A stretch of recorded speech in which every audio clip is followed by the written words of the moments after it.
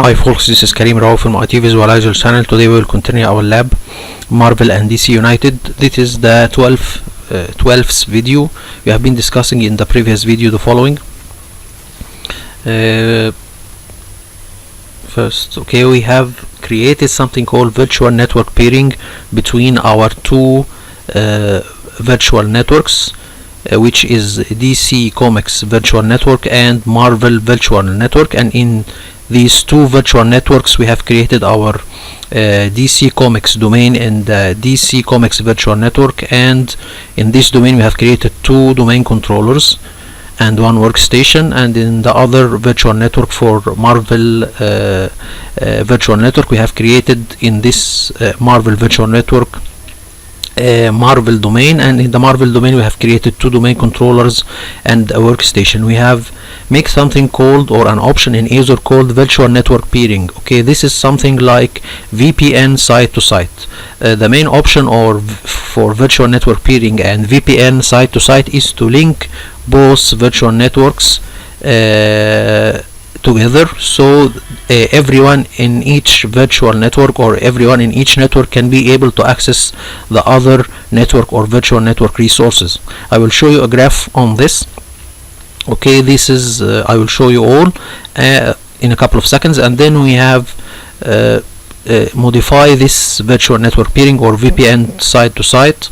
As we can say, it's something similar to VPN site to site. We used the virtual network peering with the help of the firewall, or sorry, with the help of the VPN gateway. So we will make virtual network peering through using the gateway as an interim or as a common thing between the two virtual network peering. I will show you also this in a graph. Here is the graph of the virtual network peering. So here we can say that this is the DC Comex virtual network, and here is the VPN gateway of DC Comex virtual network, and this is the DC Comex domain. We have two domain controllers. They are in under the first subnet. This is the virtual network, this is the network address space, and this is the first subnet in this network address space. So these two virtual machines acting as two domain controllers are in the first subnet from this virtual or from this network address space. So we will link these two, or we will link the DC Comex virtual network address space with the Marvel virtual network address space. This is a direct link or direct VPN between the two virtual networks. The difference between it and the VPN that this connection, it's not encrypted, but it is secure, as Microsoft says, because this only, or this VPN or this virtual network peering, it is only in the Microsoft or in the backbone of Microsoft infrastructure. So this will not be accessed from inside. This is only an internal VPN between the two virtual networks. So this is an option we have discussed before in the previous video, how we can activate this option. So after activating this option, you can from the Marvel network access resources on the DC Comex network and vice versa. So this is done directly between the two virtual networks without the help of the VPN gateway. This is one way, and there is another way. I will show you all in this. We can use the virtual network peering with adding another option called allow gateway transit. So the virtual network will talk to the VPN gateway, and the VPN gateway will talk to the other VPN gateway in the other virtual network, and then it will communicate, or it will link these two virtual networks with the help of the VPN gateway. This is another virtual network peering in an indirect way by using the VPN gateway in the middle. So this is virtual network peering by activating allow gateway transit option, and we have discussed before the virtual network peering option, and this is, I will show you the last one. This is the normal VPN site to site. This will link the both virtual networks through the gateways. This connection, it is encrypted as all the VPN gateway configuration or the normal VPN gateway configuration. So this connection, it is secure and it is encrypted. As for the virtual network peering, and the virtual network peering by activating or by adding the option of allow gateway transit, they are not encrypted, but they are very secure because it is a VPN, or it is a link between two virtual networks internally in the Microsoft backbone infrastructure, and no one can access this internal VPN or this internal virtual network peering. Okay, this is done internally, and Microsoft assures that no one can access or can hack this internal virtual network peering. Okay, so we have discussed this before in the previous video. And then we have created the Marvel Azure VPN Gateway. We have created a Marvel VPN Gateway for the Marvel Virtual Network, and we have created a DC Comics VPN Gateway for the DC Comics Virtual Network. We have seen this in the graph. And then we have a connection called point to site VPN configuration. What we mean by point to site? Point to site, I mean here is my laptop in Cairo, and I need to access my workstation in my work PC in the Marvel domain, for example, or in the Marvel network. So I need to have a secure connection, or I need to have a connection from my laptop in Cairo, so I can access my work PC in the Marvel domain. And the same applies for the DC Comics domain. I want to access my DC Comics work PC from home, from my laptop in Cairo. So we will make something called point to site VPN. This is different than VPN site to site. VPN site to site links to networks, so each network or each PCs or each devices in each network can access the resources of the other other PCs in the other network. So I need just to clarify this after making this virtual peering. So here, if you have a file you need to access in Marvel domain, you can access it from the DC Comics domain, and if you need to access a file from DC Comics domain, you can access it from the Marvel domain. Okay, so this is basically what VPN site to site means and virtual network peering. As for point to site, I need only my laptop in Cairo to access, for example, my first domain controller in the DC Comics. So I need to make a VPN connection only to from one point, not between two networks. Okay, this is two networks, different or multiple PCs can access multiple PCs, or vice versa. They can access a lot of resources in one time. This is a network, or this is linking a whole network with all of its PCs to another network with a whole of its PCs, or with all of its PCs. But this is only linking one point, or this is only making one connection from one point to the network as a whole. Okay, so I am identifying only one PC to access the whole network. But as for VPN site to site, here I am telling him a whole network with multiple PCs can access a whole network with multiple PCs. This is only one PC to a whole network. This is the difference. Okay, so this is called VPN site or VPN point to site, and this I will show you also a graph we have discussed in the previous video.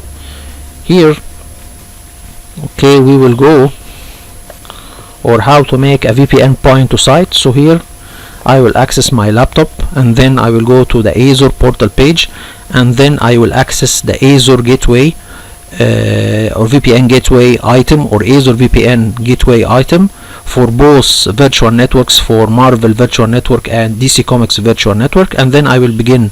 First, I need to have this gateway to have an IP address and to have a separate subnet different from the subnet of my other PCs. For example, if we say that the domain controllers and the workstations in the Marvel domain is on a separate subnet than the gateway. Okay, so the gateway will have a separate subnet, and the virtual machines and the domain controllers and the workstations in the Marvel domain will have another subnet.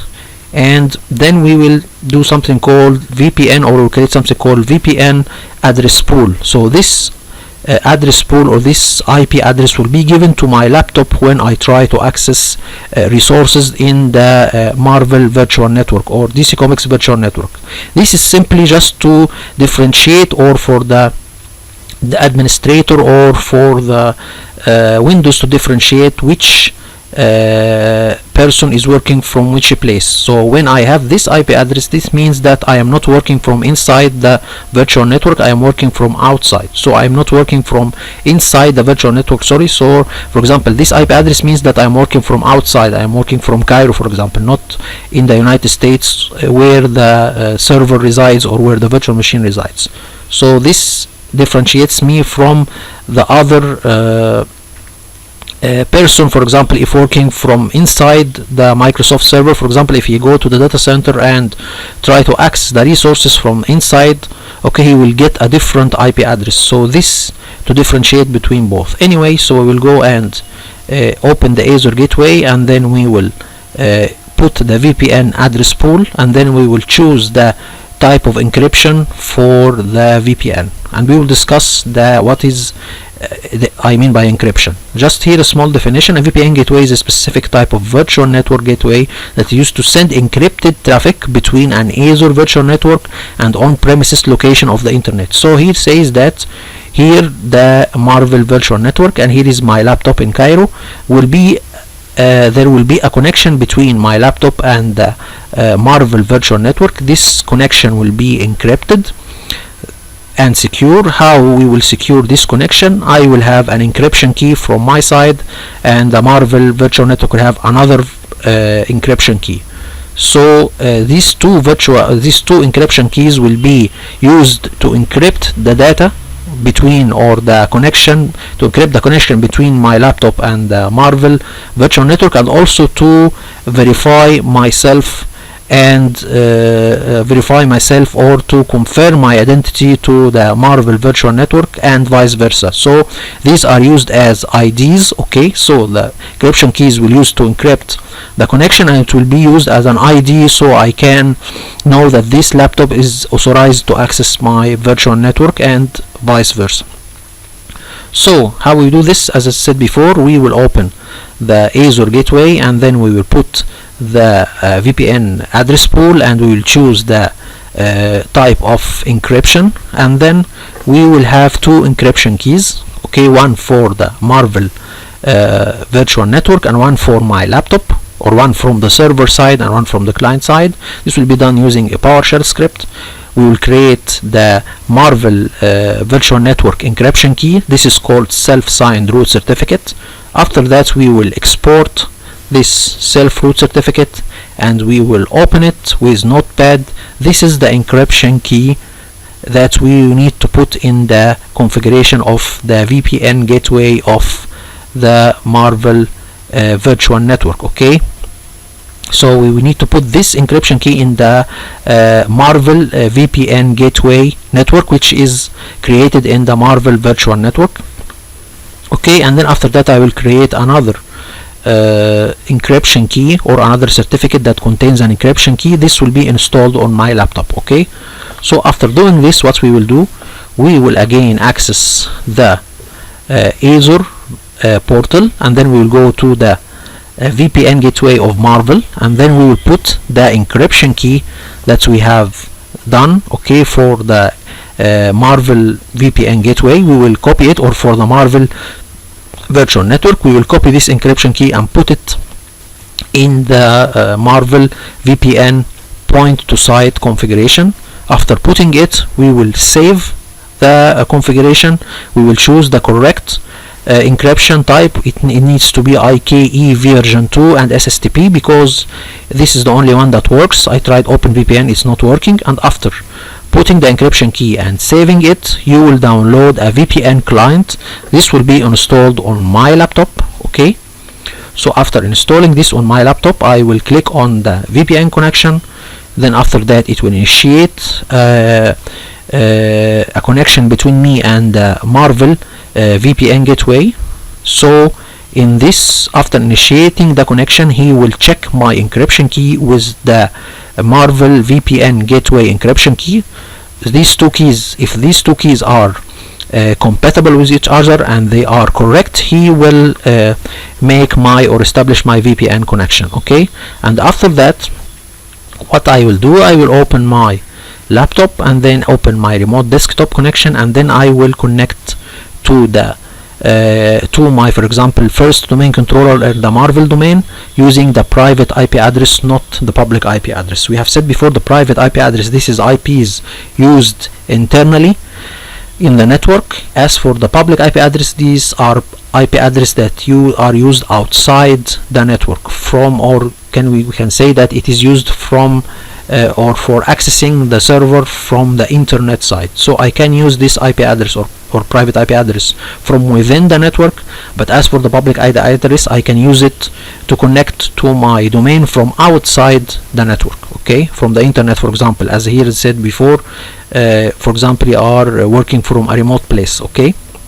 so the VPN, we will use the private IP address to connect to our first domain controller in the Marvel domain. So this is simply the VPN. I have discussed it. Okay, this is the point to site. We have created the self-root certificate, okay, and the client certificate, and then we have downloaded the VPN client, as I said before, and set up it up, and then we begin working with the VPN connection, and this is how it is established. I have also discussed this before, or in the graph. And then after that we install and set up the WSOS role, create WSOS policy to distribute WSOS server name and port. So after you install the WSOS, it is simply, or its function is to have a central location, okay, and make, after installing this server role on the domain controller, the domain controller will be responsible for downloading or for going to the Microsoft website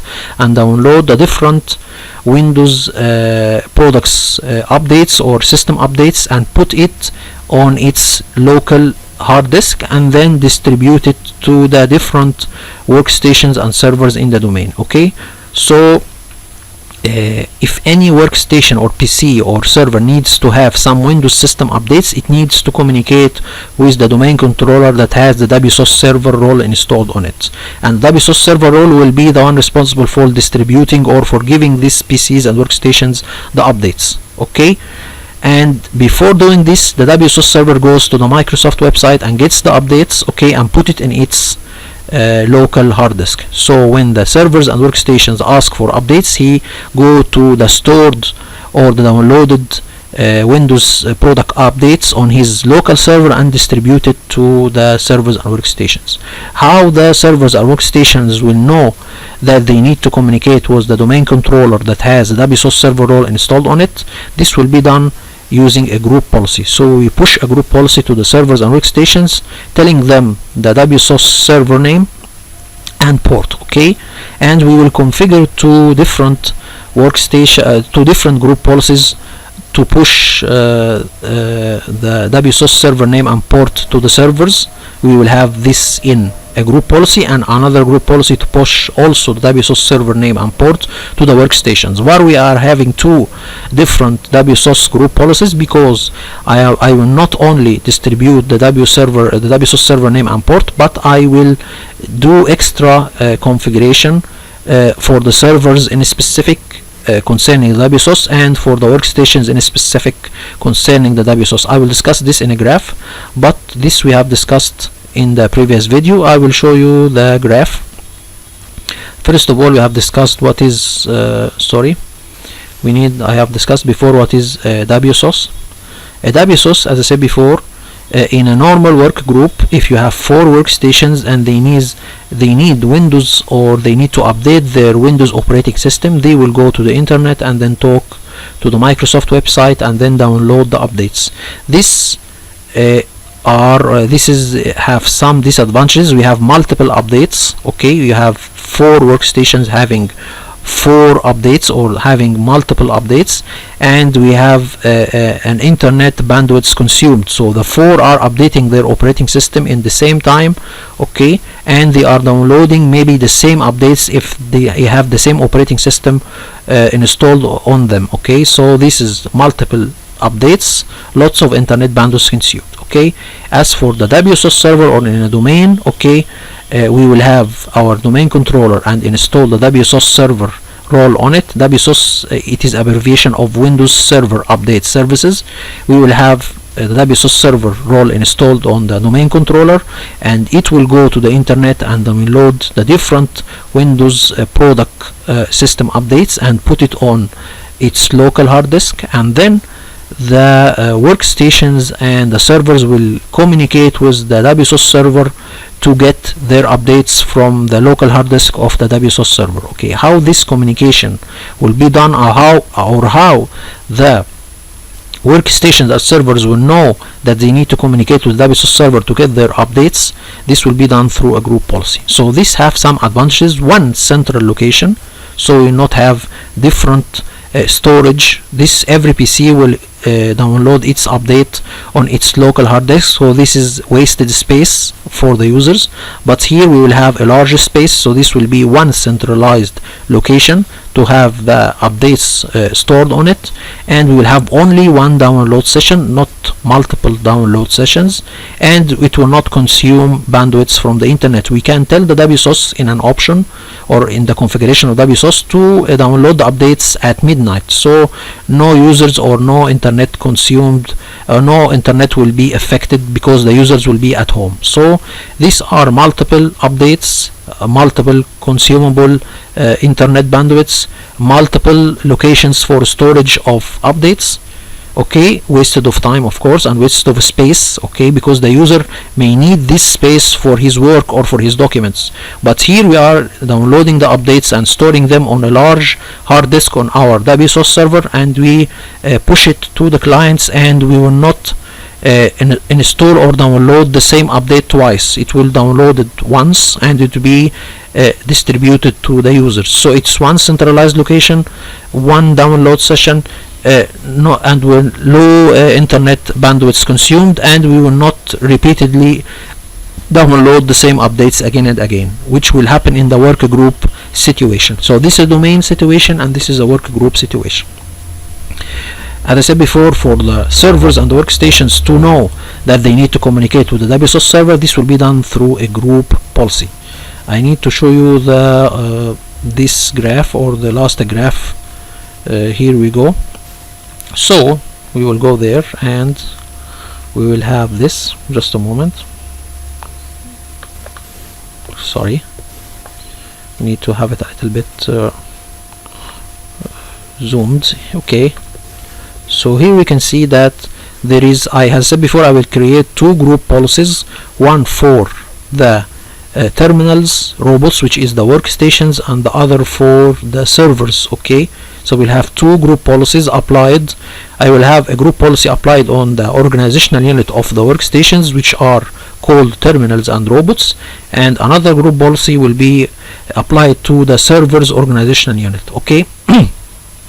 So why I have two different group policies, why I don't put them in one group policy, I will discuss this in a moment. But the common thing between these two group policies is that I configure them or put in them the name of the WSOS server and the port that they should communicate with to get their updates. Okay, why I am putting two different group policies, I will discuss this in a moment. In a normal situation, in a work group, when you need to update your operating system, the user should open the Windows setting or Windows configuration and click on download to go or to initiate a connection with the Microsoft website and download the updates. So you need to click on download, and then after download you need to click on install to install the updates, and at the end, if the workstation need to be restarted, you need to click on restart. All of this are done manually by the user in a work group situation or in a single situation. This is the process of the downloading and installing and restarting of the updates. In a domain or in the group policy that I have configured for the terminals or the workstations, here the download of the updates, the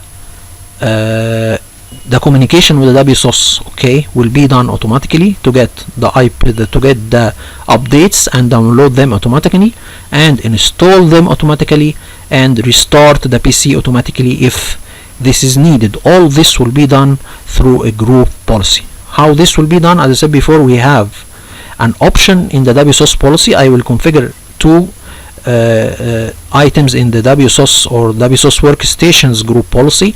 First, the group policy will identify the name of the server and the port of the WSOS server, and the other one is to how to react or how to deal with the downloading and installing and restarting of the updates. We will choose another policy that's called auto download and schedule install. By using this option, we are telling the Windows or we are informing the user that, or informing the PC that the download process of the updates and the install process of the updates and the restart process will be done automatically on behalf of the user. Okay, this will be done through the workstations.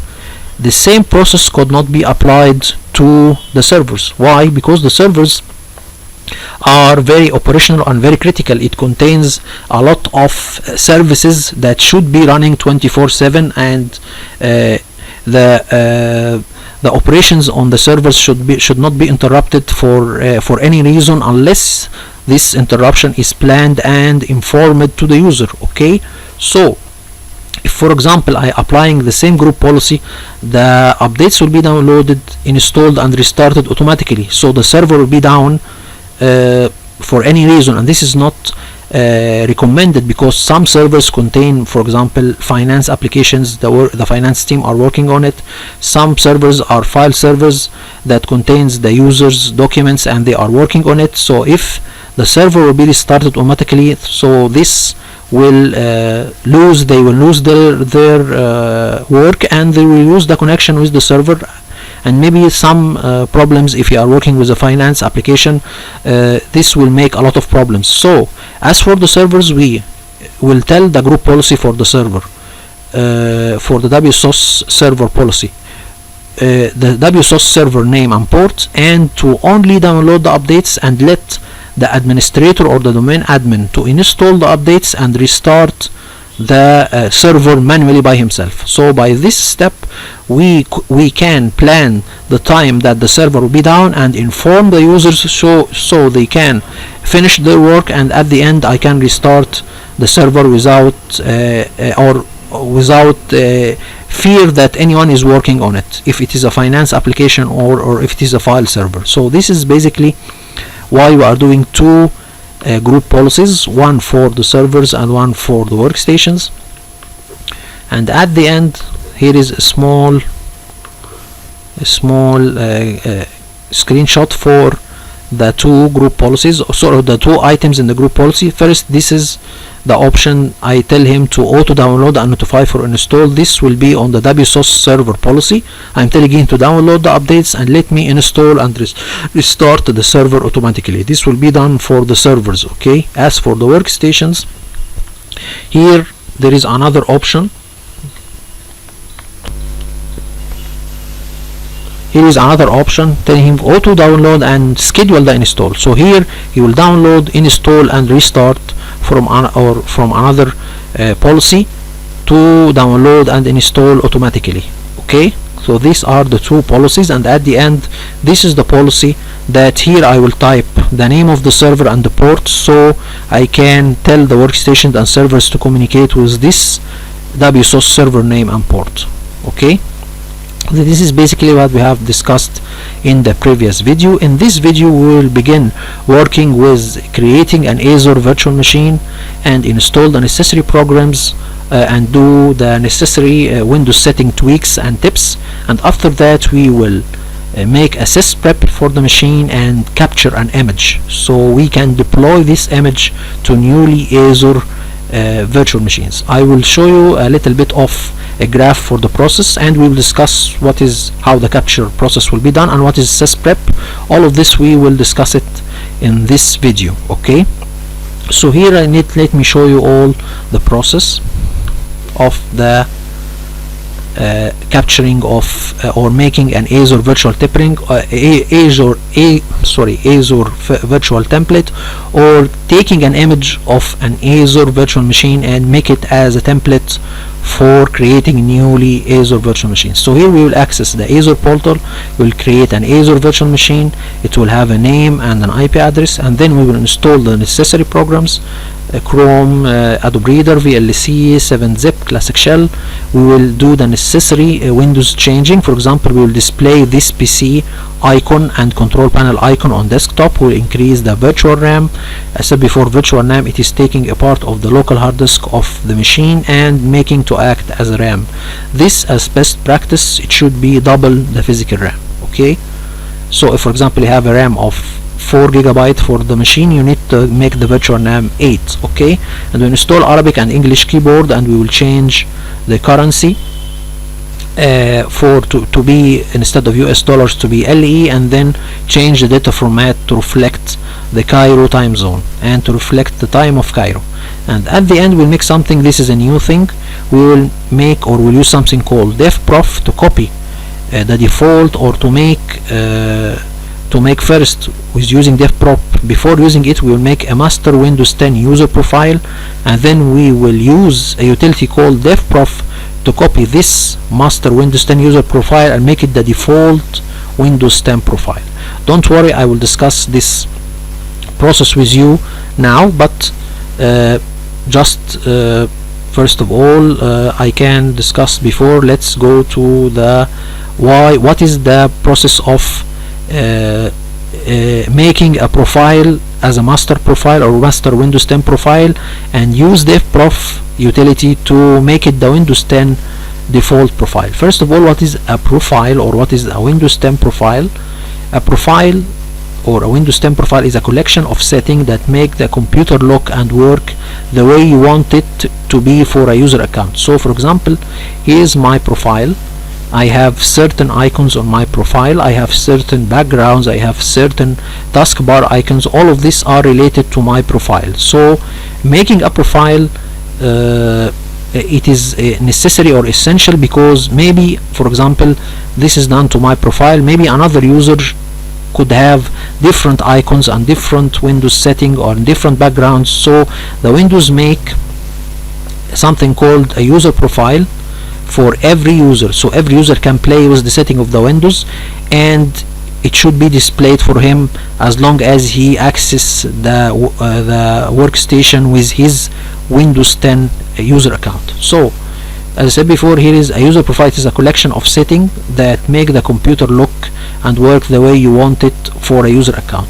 It is stored in C user's username. Okay, for example, if my username is krauf1, so there will be a profile called, or be a folder, a profile will be named krauf1, and a folder will be created with my username, and contains the account setting for the desktop, backgrounds, screensavers. So I can have certain backgrounds for my username, I can have certain screensavers for my username, I can have pointers, sound setting, everything. All of these are related to my Windows user account, and could be different from another user Windows username. For example, Batman maybe have different background, different screensaver, different one for me, and he need them to be attached to it, or he need to see them with his Windows 10 username. Okay, so this is done, or this can be done using profiles. Okay, so user profiles ensure that your personal preferences are used whenever you sign into the Windows. Okay, this is basically what is a profile. A user profile contains user personal folders. For example, there is something called there are folders for 3D objects, contacts, desktop, documents, downloads, favorites, links, music.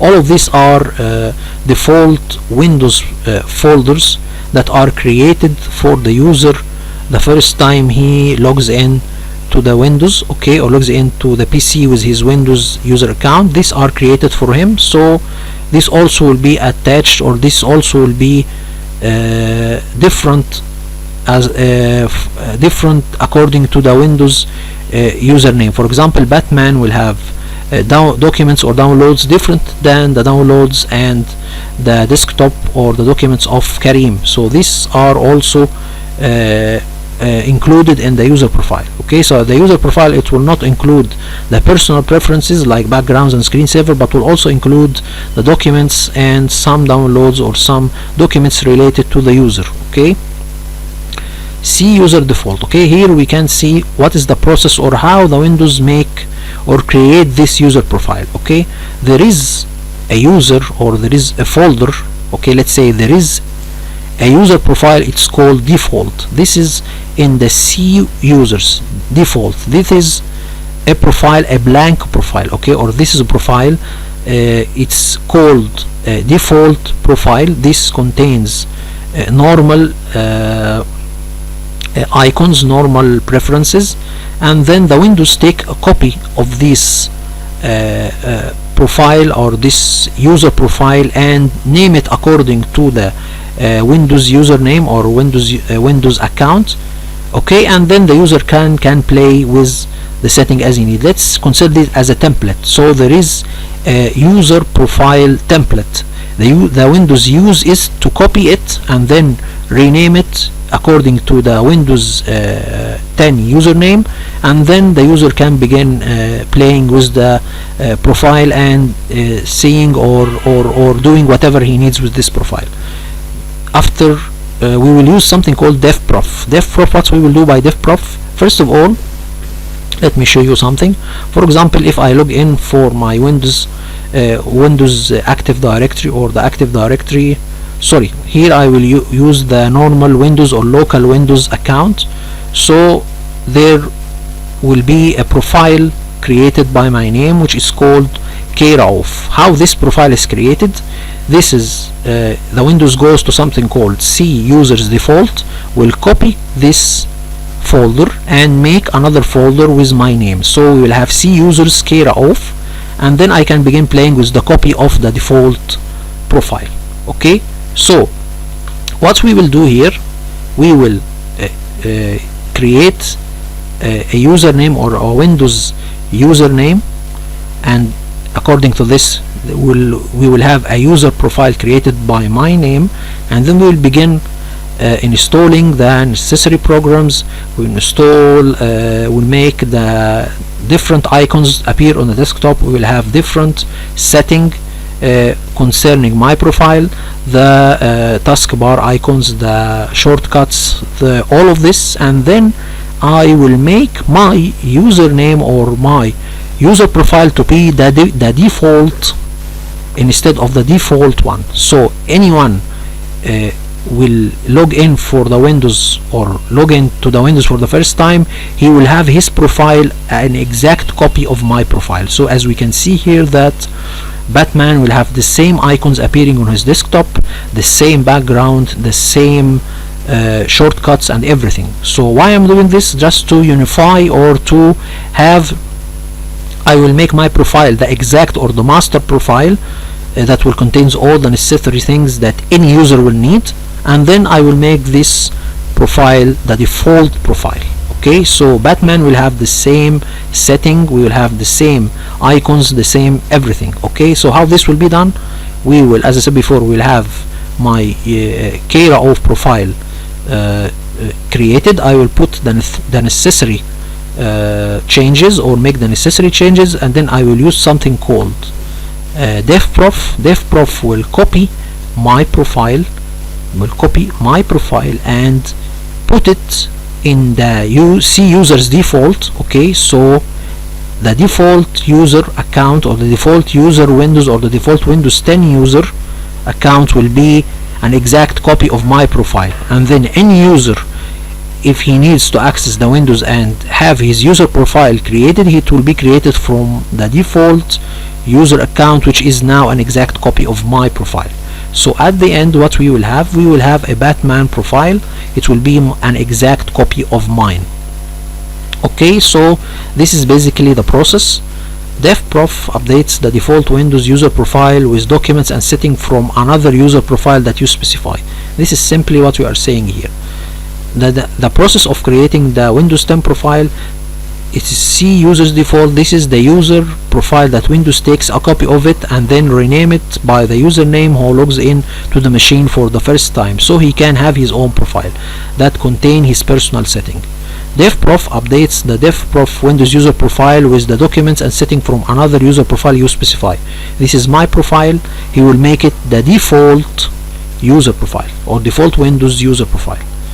Let's say, here is an example. Let's say you set up a user account to create a user profile that you want everyone logging onto a machine to inherit, okay, or to have the same.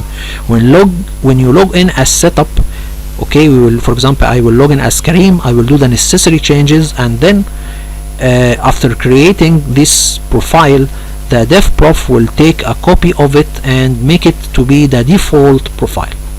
Okay, so this is simply what I mean by making a default, or use DevProf to make my master Windows 10 user profile and make it the default profile. So Azure virtual machine will be created, necessary program will be installed, necessary changes to the Windows will be done, the master profile will be created, and at the end we will make something called Sysprep. What is Sysprep? Sysprep, it is a process that we will do to remove everything or remove any ID related to the machine from the Windows operating system. How we can explain this process, I will explain it in a moment. For example, let's consider this as Kareem. This is me, and I have a loss of memory. Okay, a loss of memory. So I am an unknown person now. They will clone me 3 clones. Okay, 3 clones. They are still unknown, and then after that we will have a new personality created. We will have Muhammad, Haitham, Nasser.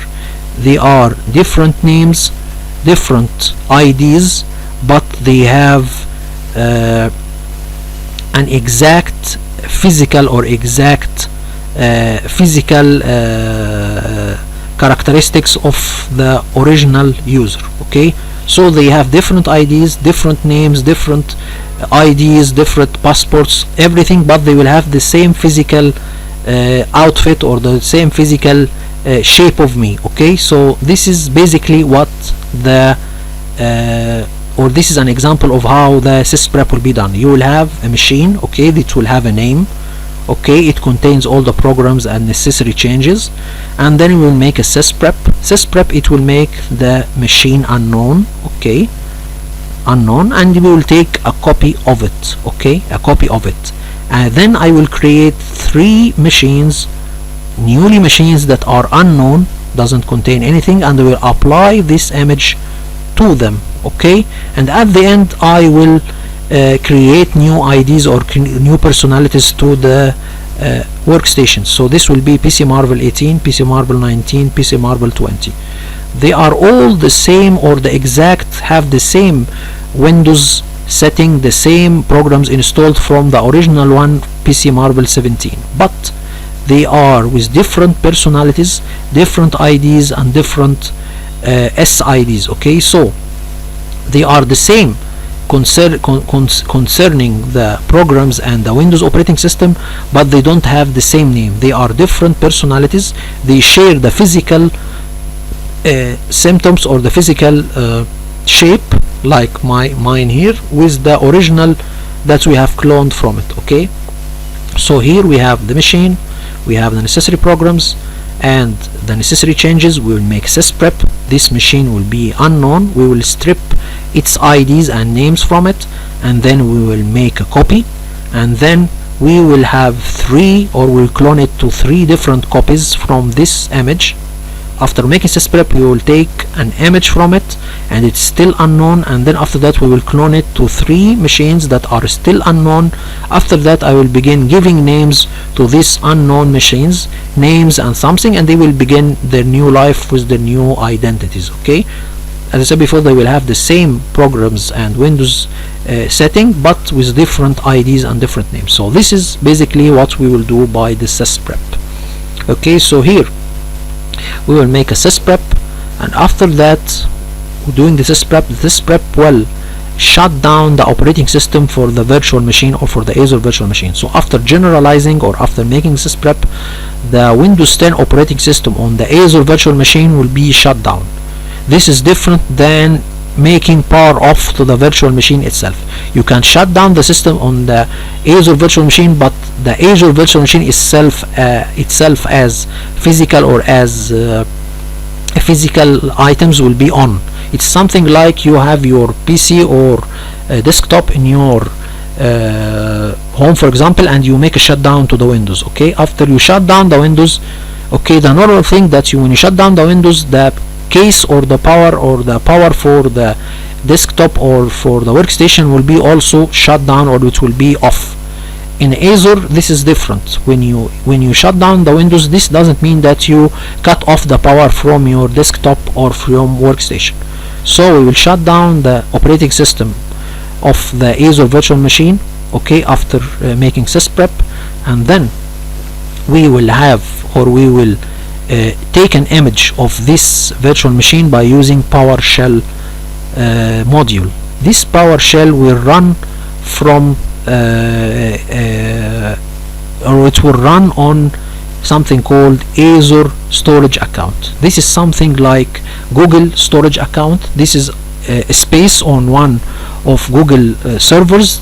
It's given to you to put your personal data on it. So this is the same. You are giving a storage or a space on one of Microsoft's servers, so you can run the PowerShell module on it and begin taking image of this virtual machine after it is Sysprepped. So what we will do after opening the PowerShell, we will run a couple of scripts or a couple of PowerShell lines. First of all, we will tell him to deallocate the virtual machine. What we mean by deallocate the virtual machine? To power off the virtual machine, power off the physical virtual machine, okay, or power off the virtual machine, not the operating system. The operating system was already shut down after the Sysprep. This will shut down the virtual machine itself. Okay, I have discussed this before. And then we'll make something called generalize the virtual machine. This is something like, or again, it is a Sysprep, but to the virtual machine itself, not for the operating system, for the virtual machine. Okay, so we make Sysprep for the Windows 10 operating system on the Azure virtual machine, and then we will make a Sysprep for the virtual machine itself, for the setting of the virtual machine itself. And at the end we will create a template, or we will create an image. This will be named as what, so and so. And then when we create an Azure virtual machine, we will go and when choosing what system to install on it, we will tell him not to install, for example, Windows 10. We'll tell him to browse public and private images and go to my items, and then we can see that our image resides here, and when we click on it, he will install this image on our newly created Azure virtual machine. So this is basically the process of making a template and applying it after that. Let me show you if there is another thing that we have. Anyway, so in this lab we will discuss the process of creating an Azure virtual machine, and then making Sysprep and taking an image of it, and then after that applying this image to different or to newly created virtual machines. So let's begin the process.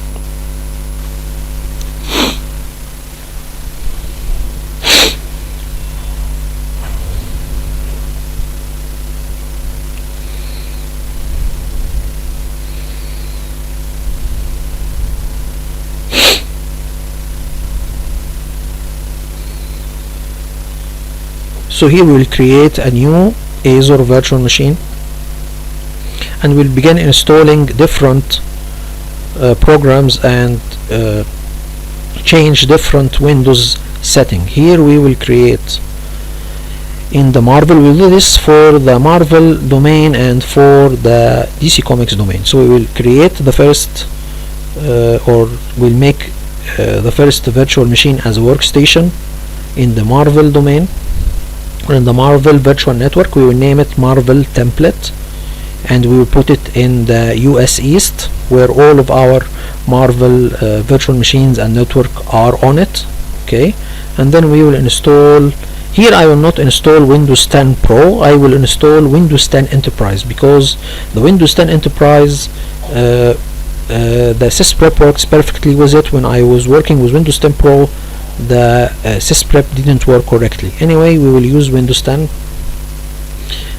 and actually I prefer to use Windows 10 LTSC, okay, because this is better, and it contains, or stripped format a lot of things that maybe slow down the performance of the Windows. For example, Cortana is removed, Microsoft Edge is removed, Windows Store is removed, so everything related or maybe slow down the performance of the Windows, it is removed from it. Anyway, we will use Windows 10 Enterprise version 19.03. This is the latest version when I was recording the video. Now we have the version 2004. This is the latest one, or version I think 20, I think it's 2004, yes.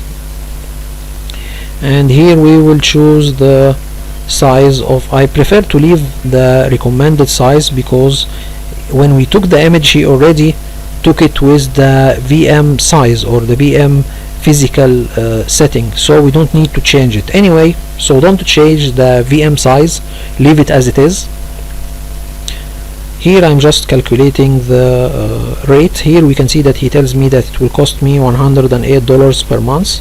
So here I'm just dividing it to days and hours, okay. So I need to know how much this will cost me per hour, okay. So here it will cost me 15 cents per hour, okay. So anyway, now we will create, this is the local administrator account. So I prefer it to leave it as it is, don't play with it, because we have already sorry, I didn't still, okay, you can leave it as it is, because we didn't begin with the process of the image, so I am just a little bit confused. Anyway, so we will use it, or we leave the, I prefer to leave the recommended virtual machine setting as it is, or virtual machine size as it is. We have the local administrator account created as Kara off, and then we have our firewall. We allow RDP protocol and SSH. RDP protocol, so we can connect using the remote desktop connection to our virtual machine. Here we will add an additional hard disk, okay, to this workstation. So I need my workstations to have two hard disks, okay, to have one hard disk for the operating system and the other one for the data of the user. So here I will create a normal hard disk. It's not an SSD, so I will have the operating system installed on an SSD hard disk, and the data for the user will be saved on, or it will be saved on a normal hard disk that we will create now, okay. So we have two hard disks, okay, a 20 giga hard disk. So we have the operating system hard disk as an SSD for performance to be good, and then we have a normal hard disk that will be given for the, or it will be given for the user to put his data on it. Now we will have everything up and running.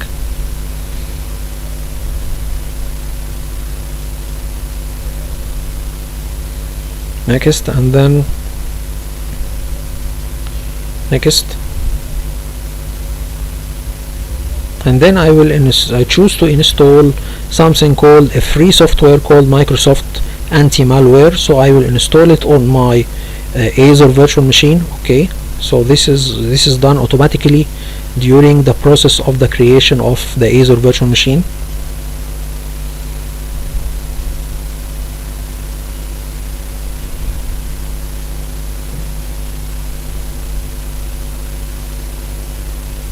Tell him okay.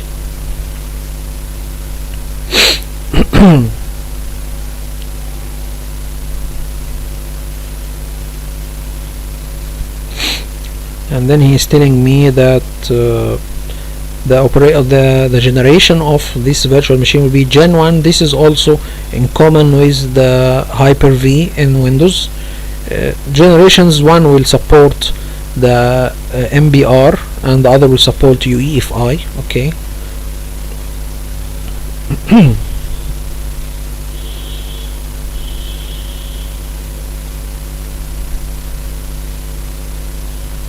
So anyway, we now will create the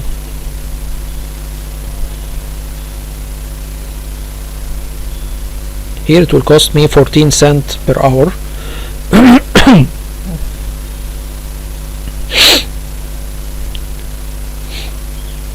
And then we will create the virtual machine, and then after that we will begin installing different programs, Firefox, Google Chrome, VLC, and so on. So here is another trick. When we create this virtual machine, the DNS servers, okay, will be distributed to it as our domain DNS servers. So they will have the Marvel or the first domain controller, the second domain controller IPs distributed to this newly created virtual machine as DNS servers. Okay, so this will not make it, or as I have discovered, this make me don't access the internet, okay, because they are still, or these DNS servers, okay, didn't access the internet for a certain reason. What I have did, that I have already give this Azure virtual machine a separate DNS server. I have put Google DNS servers in its network connection setting. I will show you all what I mean, but when it comes. So here I'm using my local administrator account.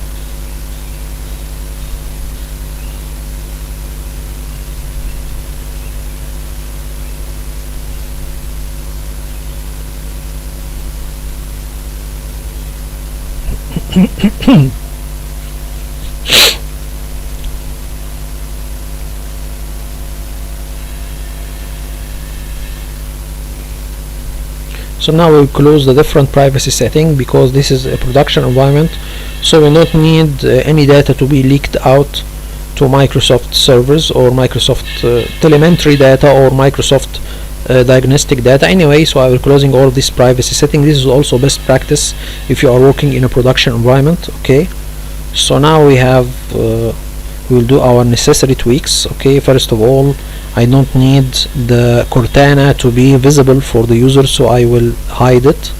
This is the first tweak. And then I remove the Windows Store. Okay, I pin it from the taskbar, and I will remove the mail or the default Microsoft mail application. And now I will do or I will begin putting the different icons on my desktop. So I will make my computer or this PC and the control panel and the user files appear on the desktop, because I need this to be a default for all of the users. Okay, anyway, and then we will increase, I think, the virtual RAM. Okay, this is the first thing we can do. Setting here is we need to take a note. The virtual RAM should be 14, but here I leave it at 7, so this is not correct. You need to make it double of the physical RAM. So here we will put our virtual RAM on the C drive, and we should make it as 14 gigabyte, not 7. It should be double. Okay, so this is the first mistake that I have done.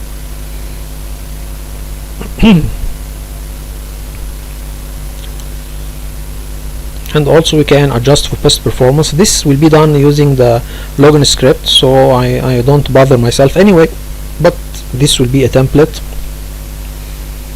So now we have make some Windows tweaks or Windows configuration. We need to initiate the second hard disk we have attached to this Azure virtual machine, and format it and make it as partition F. So here this is the hard disk. We need to make it as 20 gigabytes. It will be given the F drive. We will name it as data, and we will format it as NTFS. So we need to initialize the hard disk, make it online, and then begin partitioning it. So now we have partitioned it as F. Okay, We don't need this because this is already formatted.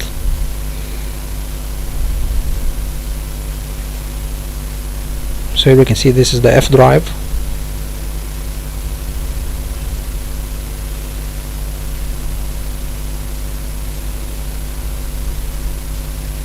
So now as you can see here, that when I try to access the internet, I can see that it is gives me that I can't log in, okay, or I don't have internet access. Why this? Because the DNS servers given to this virtual machine, it's our Marvel domain controllers, okay, because they are the Marvel domain controllers are acting as DNS and domain controllers in the same time, and this workstation didn't join the domain of Marvel yet, okay. So this is a problem. So now, so I can access the internet, I will change or will give it the DNS of Google, okay. Or I think this was a problem anyway.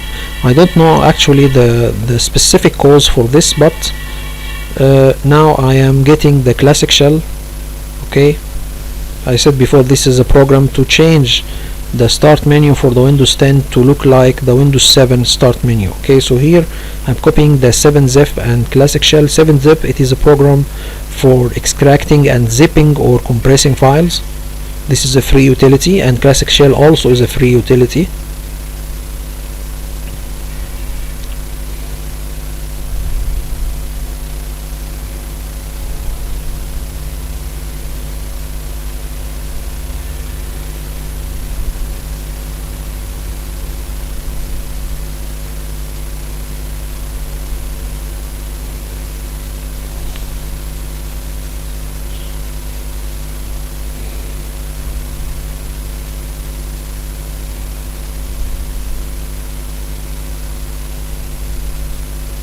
So now here I'm getting different, I have different program source files or source installation files. I need the Adobe. I will take a copy of the Adobe, okay, and the VLC maybe, okay, or the program VLC. It's a program like it's a media player for playing audio and video files, different audio and video files.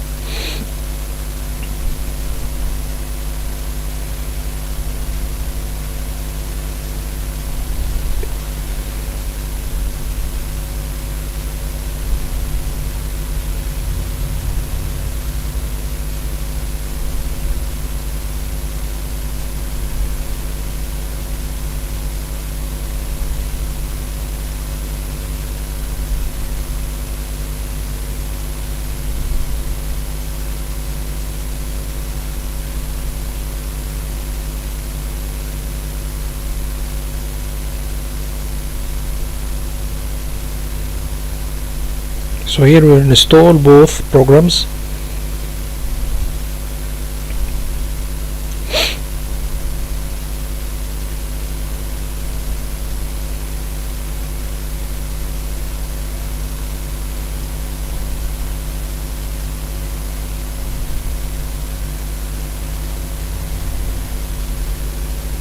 Okay, then we'll install, we have installed the 7-zip, and then we'll install the classic shell.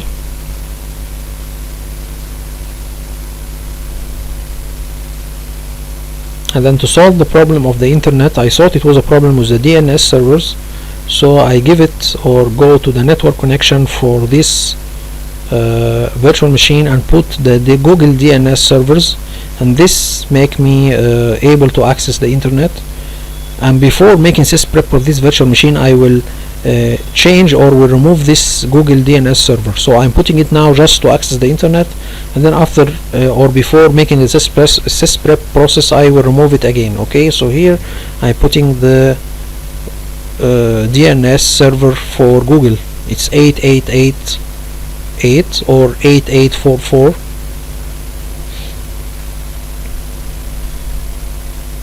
So now I will begin installing different browsers. I will install the Chrome, I will install the Firefox,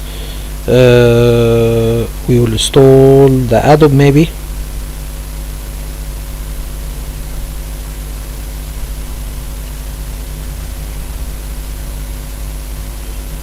So the connection was lost after changing the DNS server anyway. you can log in again.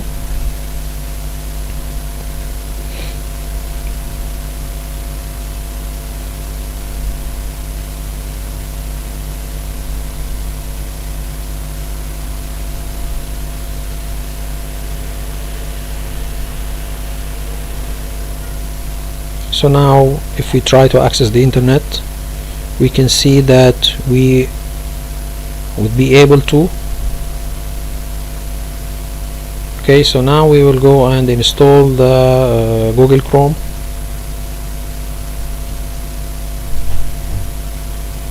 Download Chrome and install, accept and install, and run.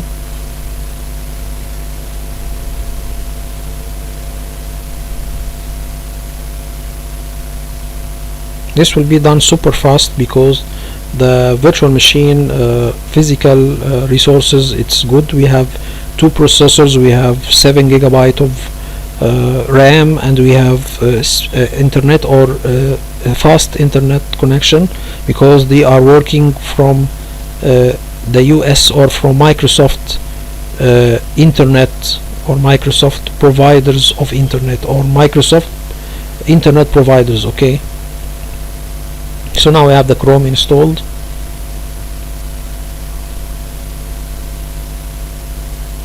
So now we will install the VLC. This is a free program, it's a media player. Okay, we will install it also.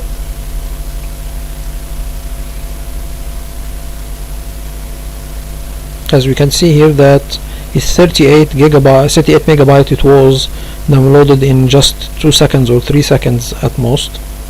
So this is one of the benefits from using Azure virtual machines, that you are giving the internet connection from outside. Here we can see that I am pinning these icons. Okay, I will pin the Chrome icon and the classic shell and the VLC icon, so this will appear for every user logging into this virtual machine.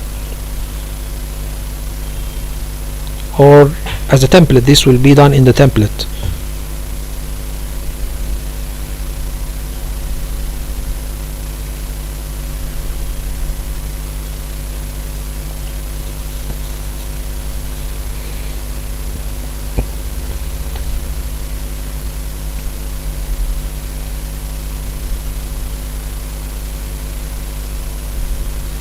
I don't know if I am losing connection due to my internet connection, or there is something. Anyway, we have installed the VLC, so we need now to install the Firefox.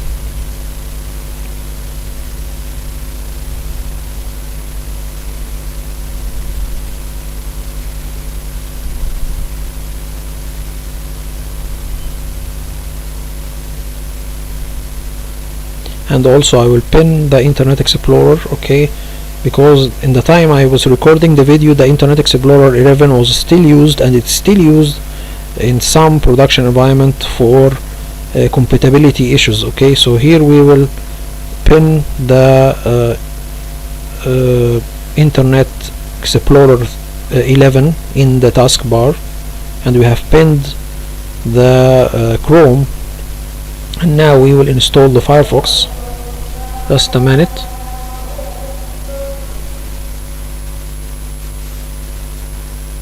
So let's continue our lab here.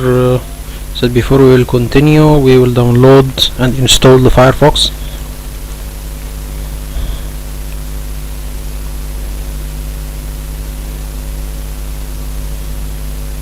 Then we will pin the icon of Firefox to the taskbar, and we will have a shortcut for the Firefox on the desktop.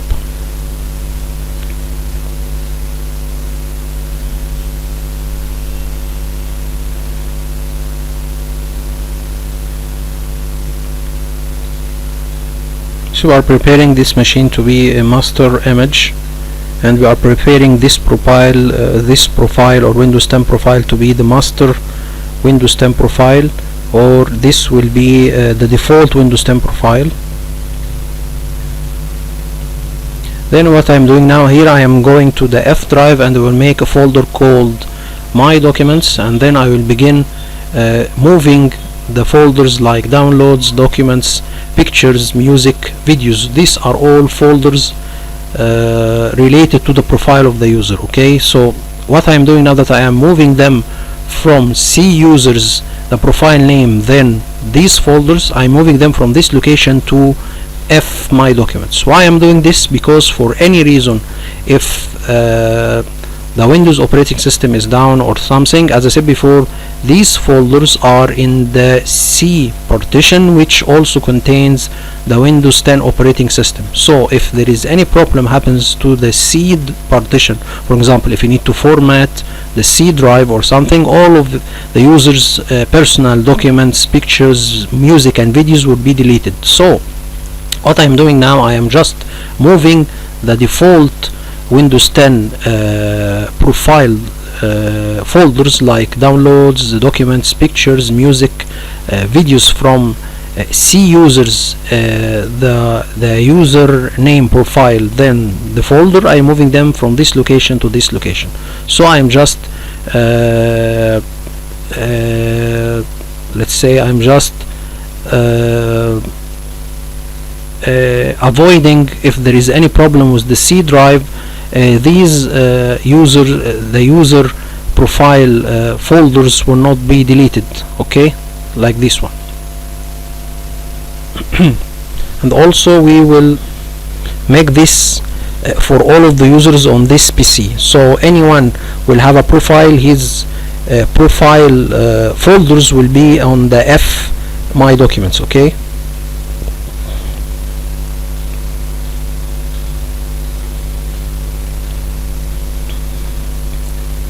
this is also best practice because you need only to leave the C for the operating system only. Any documents, any folders related to the users to the user work or the user personal data, you need to move it from the C drive to any other partition, because the C drive should be only for the operating system, and if any problem happens for the operating system and you need to format the partition that this operating system is on it, you will not face the problem of moving the user profile or the user profile documents or the user profile folders. This will be done or this will be avoided because the user profile folders will be on another partition.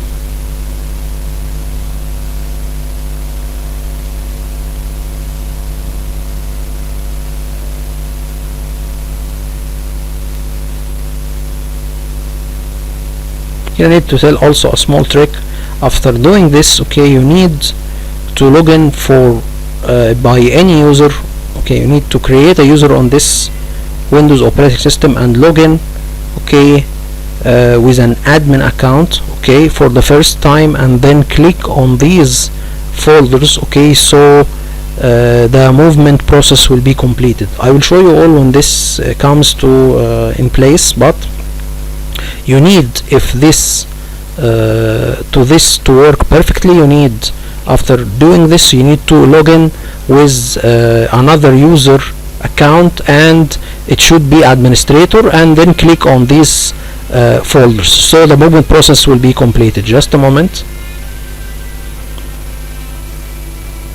So now let's continue here. As I said before, moving these folders is very important, and you need to complete. I said before, you need to, after doing this process, you need to log in with another user. It should be have administrative rights, and then click on each one of them just to complete the movement process. Okay, this is very critical because this will not work if you didn't do this step.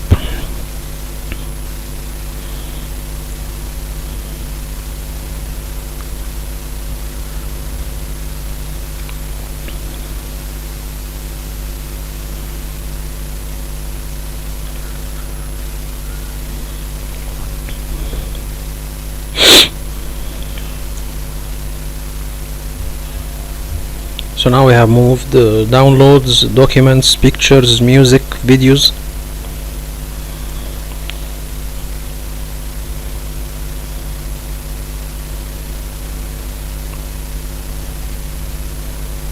Properties, then location, and then move, or you can type the location in the field of the location. You can click move and move it, or you can type the location in the text field of the location.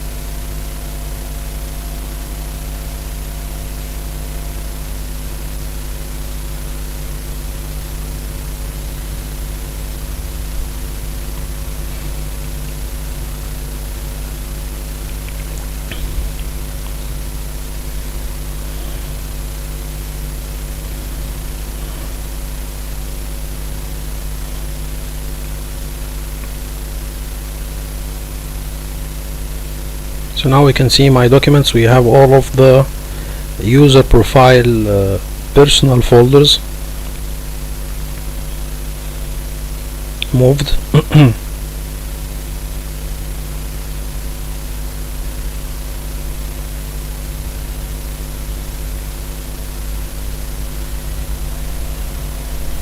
We can see here that also the classic shell, it is installed.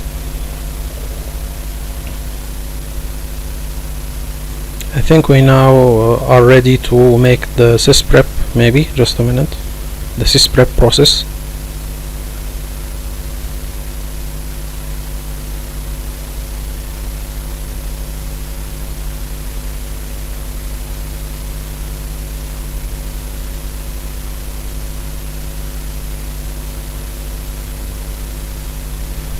I think I need to pass it real quickly.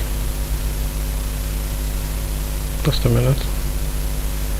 So now what we will do, we are preparing now before making Sysprep. Okay, we will begin making Kera-Off profile to be the default Windows profile by using the defprof utility, and I have discussed this in the graph in the or in the screenshot or in the graph in the beginning of the video. We need now to make every user log into this machine for the first time, his profile to be the same as Kera-Off profile, the same desktop icons, the same icons in the taskbar, the same font, the same background, everything. Okay, so here I have it already in my I have it as a source file in my Google Drive. Okay, so I just downloaded. This is a free program, by the way.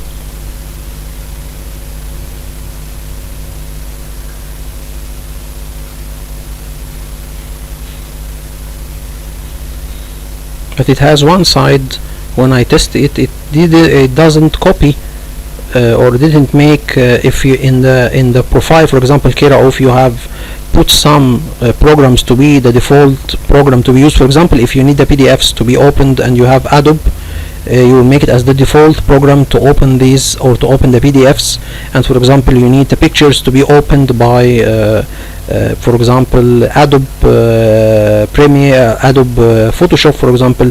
The default programs used for opening different file extensions will not be copied with the profile. Okay, so this is the only side way, okay, or the only side effects of using this program. Okay, and this can be overcome by making a group policy to unify or to specify certain programs to be used for opening certain file extensions. Okay, for example, like using Adobe Reader to open PDFs, to using Adobe Photoshop, for example, to open JPGs and pictures and something. Okay, anyway, this program, it is zipped. Okay, I will just open it, and to make this profile with all of its setting, icons and everything to be the default Windows profile, we need to log off of this user and make the process or make the copy process from another profile. Okay,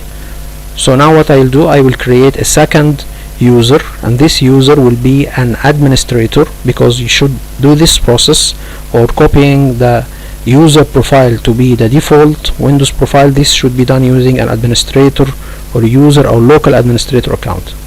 So here I will create another administrator account. This will be the second local administrator account.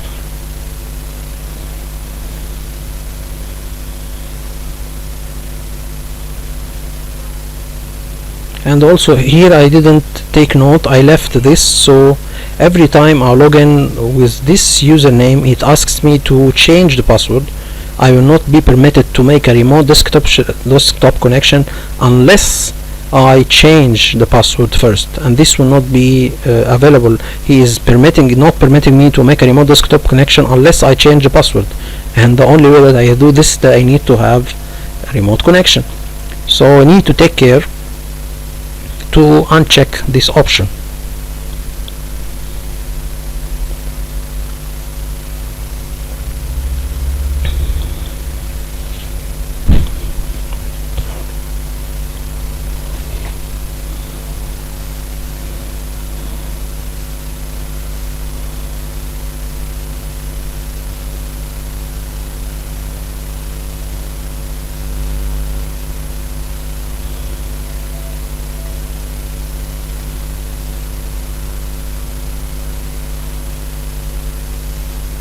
So here now I'm putting this user, okay, I am getting him or putting him in the administrators or the local Windows administrators or local Windows group administrators. So this user, when being a member of this administrators group, he will have the rights to be the local administrator. Okay, so let's continue it.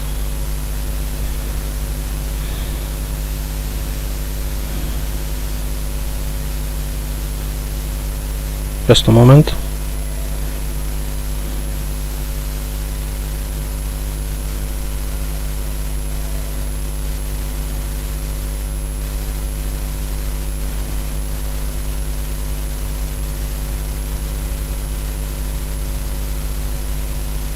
So let's continue.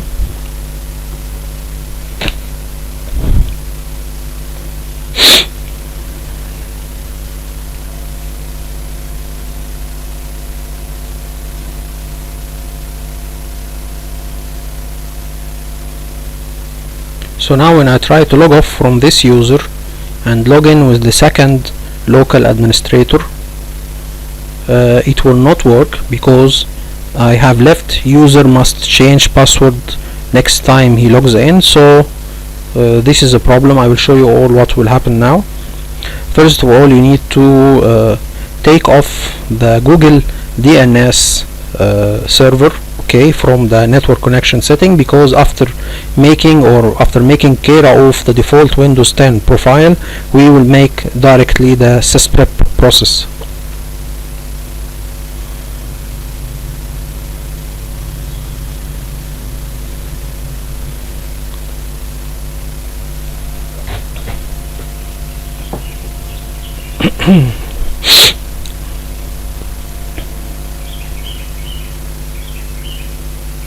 As you see, every time I change the DNS, the disconnection happens for the remote desktop connection.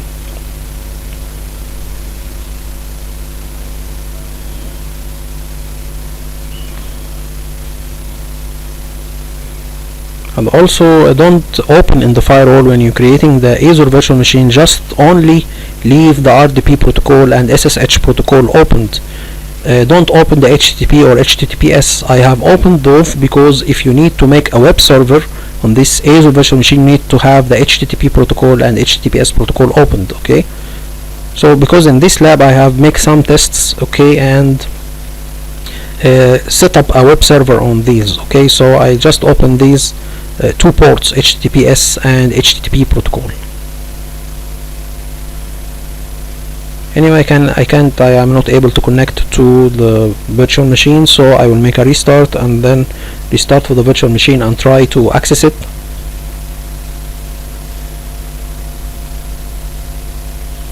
And I succeed. Sometimes a restart solves the problem. So now I try to use the other user the second local administrator, he will give me an error saying that I will not be able to access or make or have a remote connection to the PC unless I change my password first. Okay, so this should be solved by going there and remove the option. Okay, so I logged in with my first local administrator, Rauf, and then just a minute here.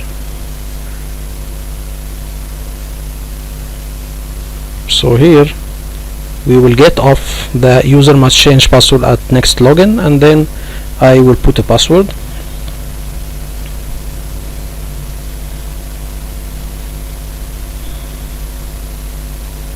I think it's paused, maybe. No, it's playing.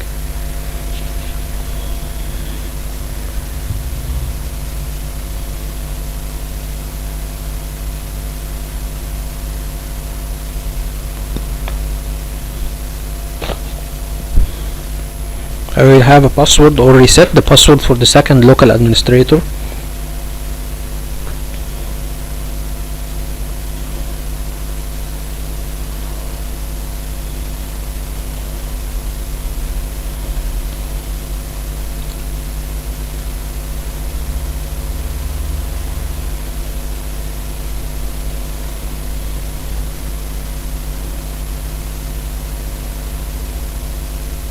So now we will log off from Rauf, the first administrator or local administrator, to log in with the second local administrator, which is Rauf2, and use the devprof utility to copy Rauf profile to be, or to make the Rauf user or Windows 10 user profile to be the default Windows 10 user profile. So here I will connect and then change it and then use Rauf2. I have 3 videos explaining how to make perfect or to make a detailed image of a workstation with all of the tips and tweaks in the Transformers lab. Please refer to my 3 videos in it. I will try to leave it in the comments, or I will leave it in a part of the video. Okay, I will see how this will be done, but I will leave it for sure in the description if you need to refer to it. This is only a small part of the image taking process, but there is a lot of things to be done. I have discussed it in details in the Transformers lab. Okay, and here we will close all the privacy settings. This is a new user. Okay, and after copying the profile or making Rauf the default profile, I think this will not be done anymore. Okay, as we can see here, this is different desktop setting, different icons, different things. So this means that every user have different setting. Okay, different Windows settings. So here I need anyone to access, or when he logs in with his username, to have my desktop setting, desktop taskbar setting, and all of this. So here, first of all, we need to run the command prompt as administrator, and then we need to go to the folder of devprof. It's an exe file. We will run this exe file. The utility of devprof, it is an exe file, so we need to run it from the command prompt. So here we go to the F drive that contains the devprof program, and then dir means list the folders in the partition, and then we will tell him cd prof. That means I need to access or to be inside the folder of devprof. Okay, so after that, what I will do, I will type a small or a certain command. This command, it's devprof.exe space, and then put the profile that you need it to be the default Windows 10 profile. Okay, he will install a certain service in the Windows, okay, to help him or to ease the process of copying the Windows Store setting for the user. Okay, if this user have certain Windows Store setting, so the devprof will not be able to copy this Windows Store setting to make it as default Windows 10 store setting for any user. This should be done or can be done after installing a certain service. Anyway, so now we will type devprof.exe and then we will type the user profile that you need it to be the default Windows 10 user profile.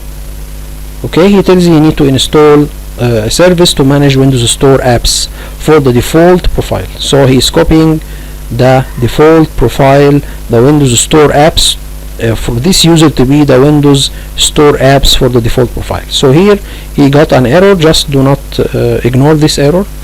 Now we will try after that to create a test profile, or we create a test user. We will create a user named test and log in with it on this machine and see if the desktop and the taskbar and the icons will be the same as care of desktop and taskbar setting.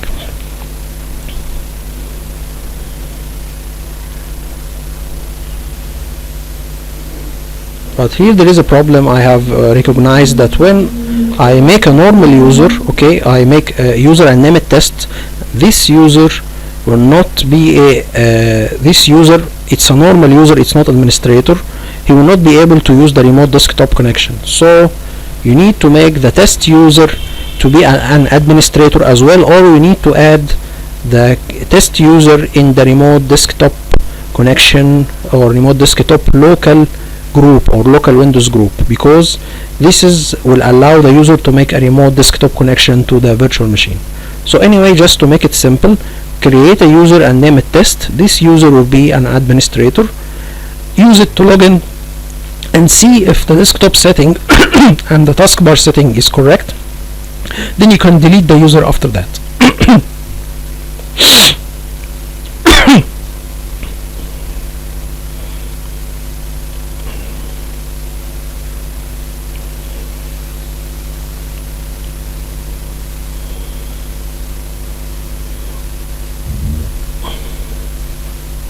Anyway, I think we need to pass it real quickly. So now we will make a new user. Okay, just a moment.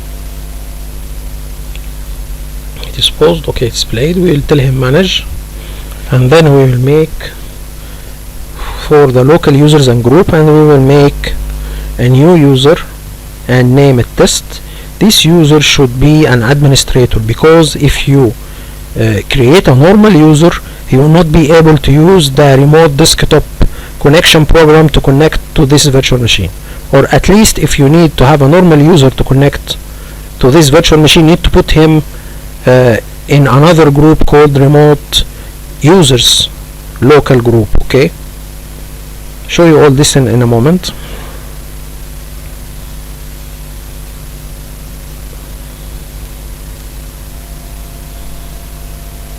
I give him a password and the username. Just a moment.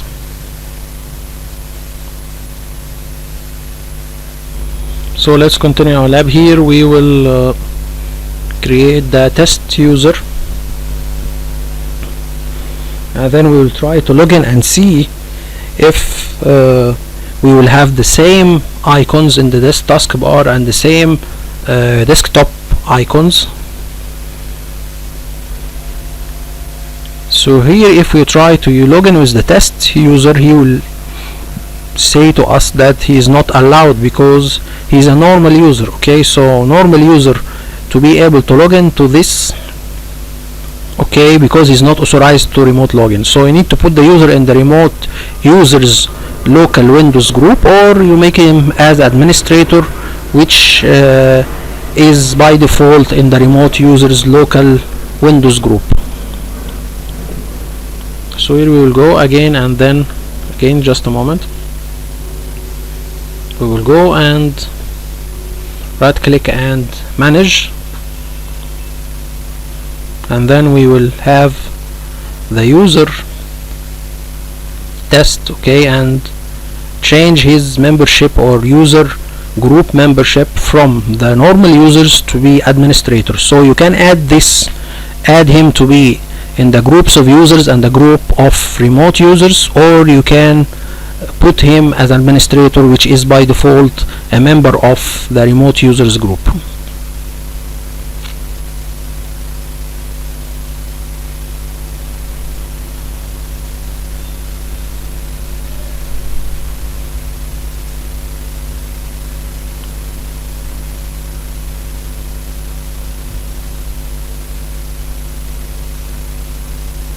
So now we will use the test to log in.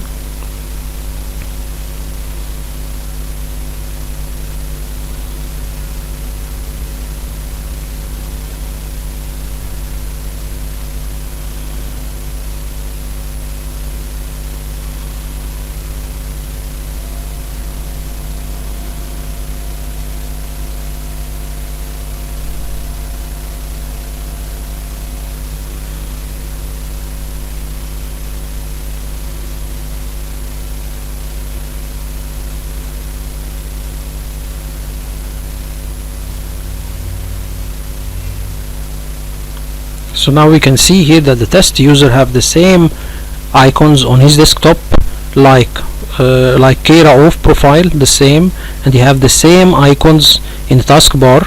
Okay, but here we can see that there is a problem caused because he didn't copy the default programs with the profile. Okay, but we can see here that they have the same icons on his desktop, the same as my profile, which is Kira off, the same icons in the taskbar, they are the same.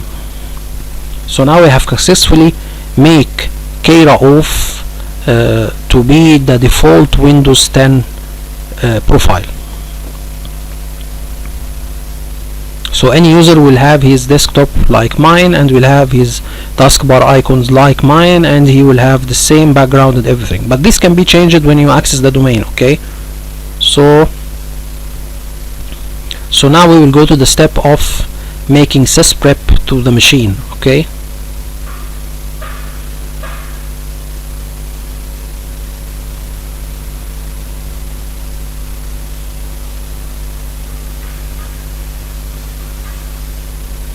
also we need, when you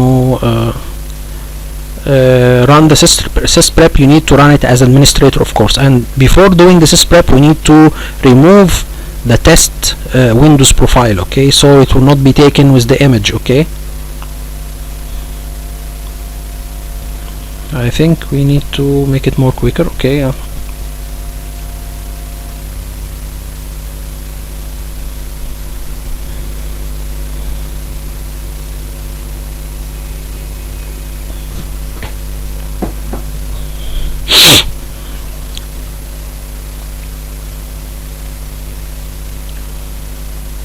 manage, and then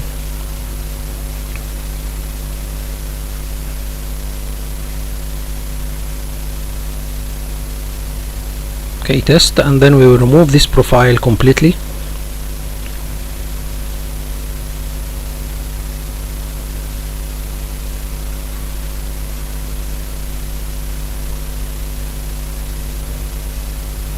And then we will go and begin the Sysprep process. It's the Sysprep, it is in C Windows System 32, and then Sysprep folder. Okay, Sysprep, and then we will double click on it. We will click generalize. Okay, and we'll tell him to shut down. Okay, we will click on generalize and then tell him shut down. After that, after the Sysprep process is finished, he will shut down the Windows 10 on the Azure virtual machine, but I repeat, he will not close the Azure virtual machine itself. He will just shut down the operating system, but the Azure virtual machine, it's powered on, it will not be powered off. This will be done using a PowerShell script.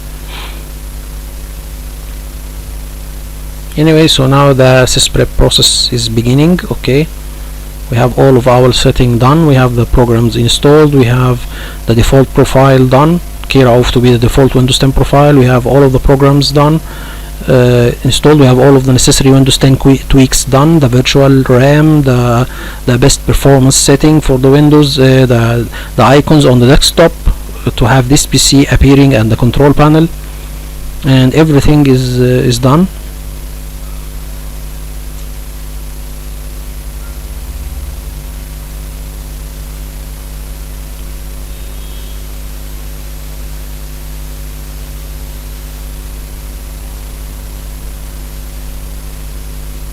And after that, during the Sysprep, we need to open the PowerShell module, okay, to begin working with the Azure virtual machine. I said before, this PowerShell module will run on an Azure storage account.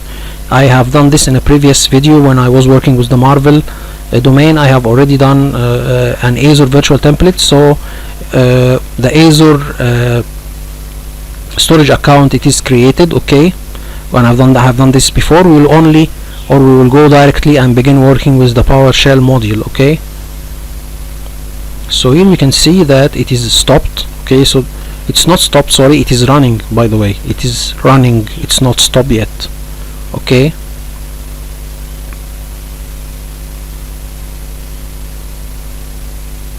It is stopped, but it's not deallocated. Stopped, it means the operating system is stopped, but deallocated means it is the operating system is stopped and the virtual machine is powered off, okay. So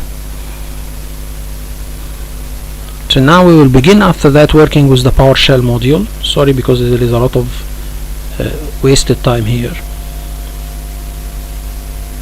Just a moment. So here, just a moment.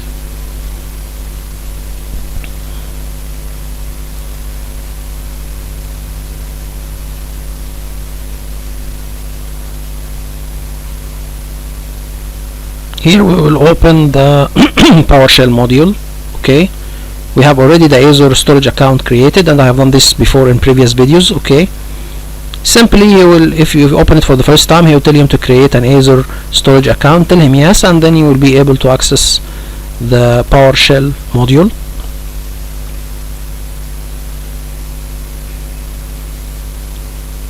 Here we'll begin type a couple of PowerShell commands. I have shown you all these PowerShell commands. The first command, we need him to tell him to deallocate or to power off the virtual machine. This virtual machine, it is in the resource group Marvel domain, and the name of the virtual machine is this.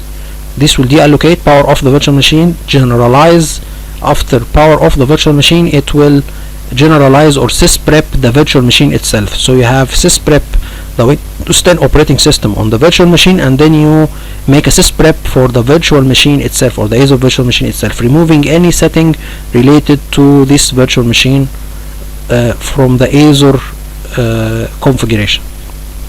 Anyway, so we will do this now. We will copy.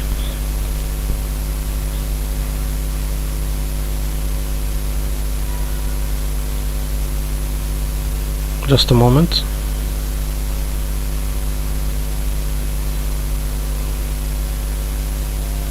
I think we can open it, and yes, you open it again. Requesting a cloud shell, okay, and then connecting.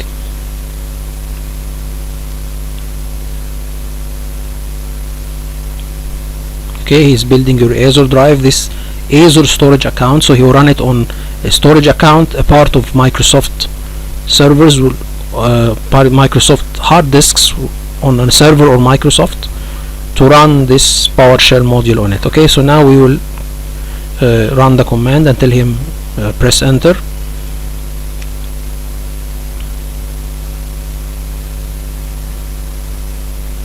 It will run, and at the end you can see that it will get you to the Azure command shell. It will make it here. We will show it in a moment. We can confirm that when we go to the Azure virtual machine in the Azure interface, and see that it and another thing will be added. It will not be stopped, but it's also to be deallocated. We will see the text between brackets called deallocated. So that means that the virtual machine operating system is stopped and the virtual machine itself is powered off. We will not be able to take an image of a virtual machine unless it is powered off and generalized or Sysprep, and then we will take an image. So we can take an image of an online virtual machine. Online, I mean as an operating system, or online as a power off or power on of the virtual machine. So now here we can make it a little bit quicker. So here we can see that this is successfully, and then we will put the other command to generalize or to sysprep the virtual machine. Now this virtual machine should be powered off and it is sysprepped, okay? And then we will type the last line or the last command to create an image of this virtual machine and name the image as DCIIST. Okay, this is the wrong naming, but this is the last one, so I'm telling him to create an image of the virtual machine named PC Marvel Temp and name the image DCIIST, and they are all will be, or the image and the virtual machine are in the Marvel domain resource group. This can be done by other way using the Azure interface, so I can show you all also the second way. But anyway, now we have created the image from the Azure virtual machine. Now we can delete the virtual machine, we don't need it anymore, and then we will create a new virtual machine and use our image to install it on, or to install the image that you have taken on the newly created Azure virtual machine. So now I will delete the virtual machine, but wait for a moment. Here these are the resources. You can see all of the different Azure configuration items. This are the hard disks, this is the image we can see here. So from all resources you can see all of the Azure configurable items, the hard disk, the network adapters, everything, IPs. Okay, so now it's already there, stopped and deallocated. I tell him now to delete this Azure virtual machine. Sometimes when you tell him to delete the virtual machine, he don't delete everything related to this virtual machine at once. So if you go to all resources, we will see that there is still some items related to this Azure virtual machine still was not deleted. For example, the network adapter, the second hard disk, the virtual machine itself. We can see here this is PM OS disk. By the way, every Azure virtual machine item is named by the name of the Azure virtual machine. For example, if the hard disk of the Azure virtual machine, it is named OS disk, this is the hard disk according to the name. So this is the name of the virtual machine and then the hard disk. So this is the item of the Azure, or this is the Azure virtual machine hard disk. It's named according to the virtual machine name and the item, or the Azure item. Okay, hard disk, RAM, processor, network adapter. Anyway,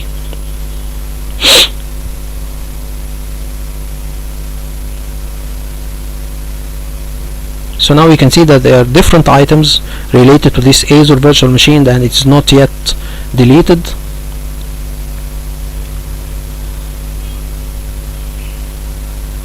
And this is the firewall rules.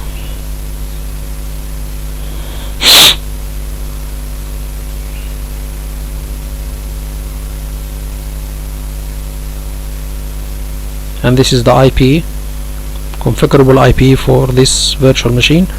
So anyway, I am deleting now everything related to this Azure virtual machine, the network adapter for this Azure virtual machine, the IP address of this Azure virtual machine. This should be done when I have deleted the virtual machine itself, but this sometimes is not immediately done. You need to wait for a couple of minutes, but I am just here accelerating the process. Okay, so here I am just telling him to delete everything related to this virtual machine.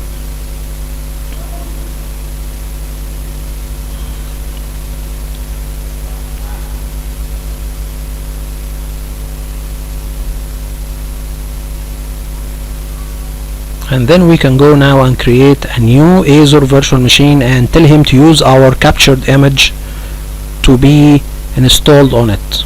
Okay,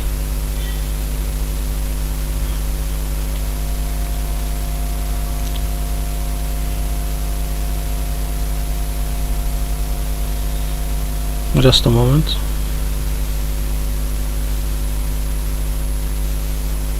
So let's continue. Here we will continue the process of deleting the virtual machine.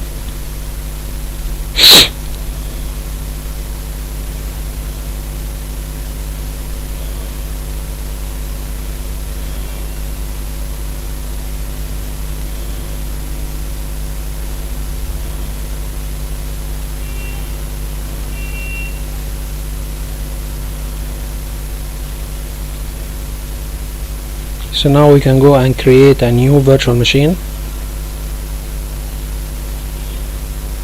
and you can do this template for both Marvel Network and DC Comics. So we have two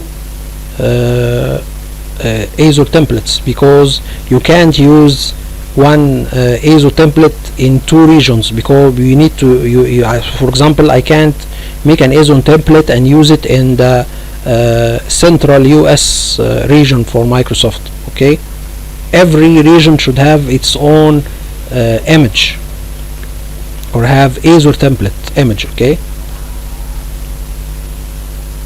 so now here I'm just opening two domain controllers for the Marvel domain, because after creating the new Azure virtual machine from our created or captured image, we will join this virtual machine to the domain, so we can see the different department shares, the different scripts that will be applied, the different setting. We will see a lot of things. So let's wait for a moment. Now we will connect to the Marvel first domain controller, and here I will take one of the computer names, okay, or the computer objects, and name my virtual machine according to this computer or Active Directory object. I will show you in a moment. So now we will access our first domain controller, and yes,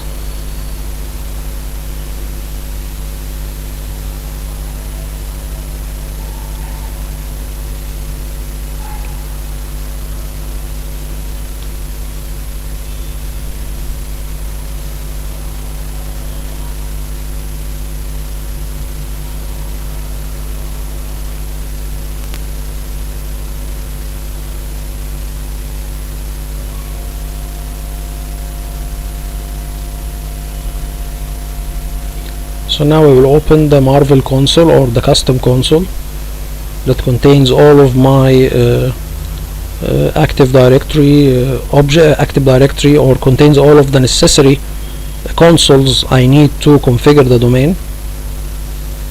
Here we will have the Active Directory. We will go to the terminals, okay, and I will choose one of these PCs, okay, PC names, and take a copy of it and name my new Azure virtual machine according to this name.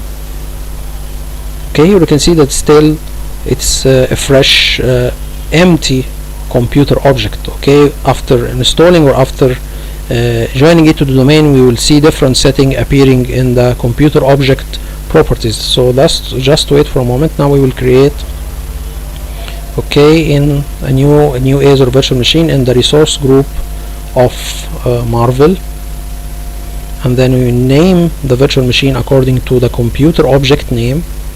Okay, and then we will put it in the US East region. I have done this in the Marvel when I was creating the Marvel domain, but I just repeating the whole process. Anyway, now I will select the image and tell him my items, and you will use this image. Okay, we should leave the size as it is, but because this is the recommendation of Microsoft, anyway, I am giving it the same size or the same configuration for the one that I have took image from. Anyway, I will make it as also the 7. This is 2 virtual processors and 7 GB of RAM. This is the same as the one that we have took an image from, or the virtual machine that we have took an image from. Anyway, so now we have it all, and then this is the local administrator account. Okay, and then RDP, you should only allow RDP and SSH HTTP and HTTPS should not be chosen unless you will have web server installed on these virtual machines. Okay, so here the hard disk is SSD. Here I thought I need to add an hard disk, but it's included in the image, so you can see here it's predefined. Let me show you a little bit of something here. Okay, here it's called predefined by selected image. So here the second hard disk is added with the image, so you don't need to add another one. I thought maybe I need to add another hard disk, so the virtual machine will have the 20 gigabyte, the F drive that we have created, but no, it is taken by the image, so you don't need to add a new hard disk or to add a second hard disk. Okay, so we will delete this one, and then we will see, we need to create the virtual machine and see if we have all of our necessary programs installed. We will see the desktop icons, we will see the different Windows setting, if it is the same as the one that we have cloned or the one we have took an image from. Okay, so now we will create it,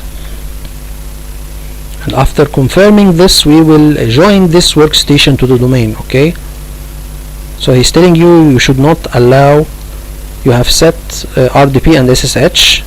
Okay, so he's telling us that we need to be more secure.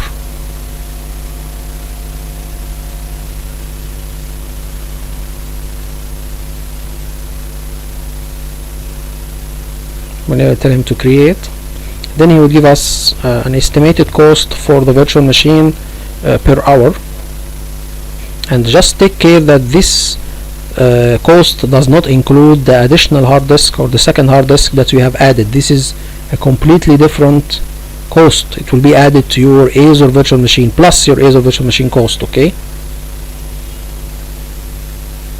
so now we can go and open this Azure virtual machine and see if we if the different things, the different setting, the different programs, the different profiles, profile setting, we will see if this is all are exactly the same that we have taken from another or from the virtual machine that we have taken the image from. Okay,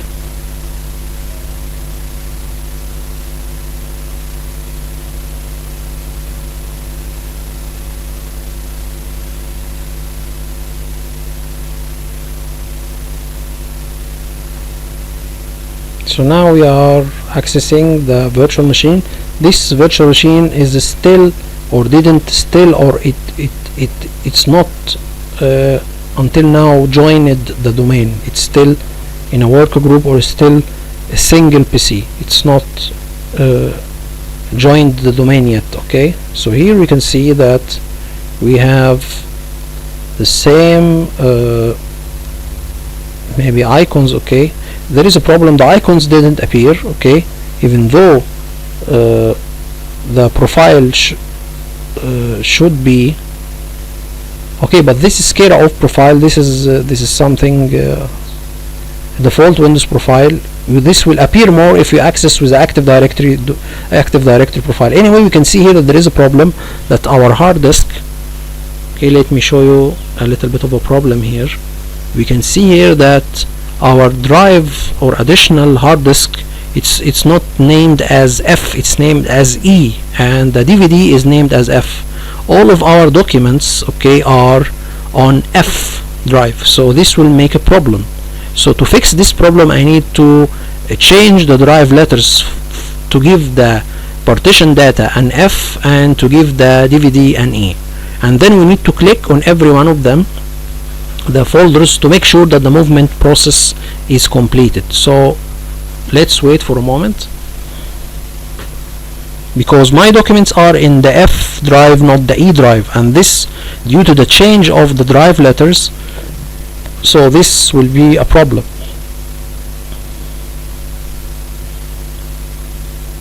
So we need to manage the click and manage.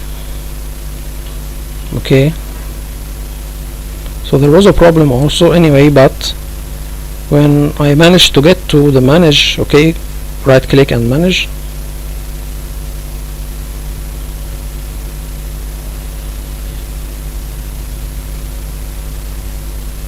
But actually, if there is a temporary storage, this will be anyway. No, this will not be a problem.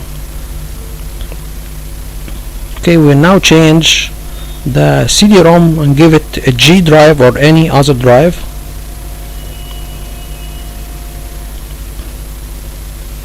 And then we will give the you will give the second hard disk the F drive.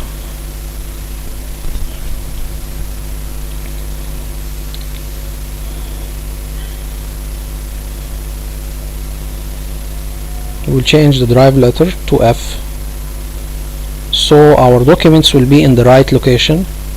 And then we go and click on the drives, and we go click on the folder one by one, just to make sure that the process of the movement is finished. I repeat again, you need to do this process the first time you log into your Azure virtual machine or your PC. You need to go with a login with administrator account. We can see here that the folders was not moved. Okay, so we'll see that in a moment. Just wait. Here we can see that the programs are installed: Classic Shell, 7-Zip, Google Chrome, Firefox. All of the programs are installed. Okay, everything is installed. Okay, and we can see also by clicking every one of them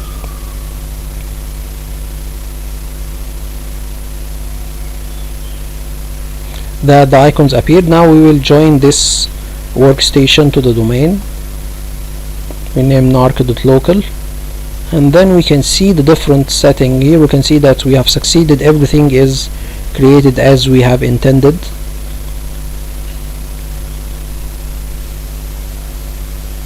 Okay, now I am joining this workstation to the domain by a domain admin account, which is my domain admin account.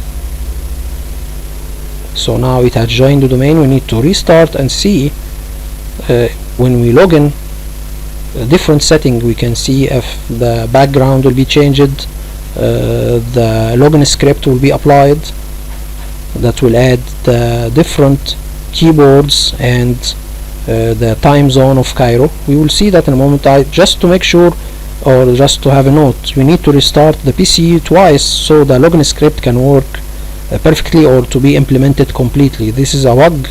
I don't know if this is related to a Windows setting or so, but this I have discovered. Okay, anyway, so now when we open the computer object, we can see that the name of the operating system and the DNS name for the computer has appeared. Okay, or the full domain name has appeared for the PC. So now when you open now, or we connect and and log in with a local or with a domain admin account, I will log in with my domain admin account.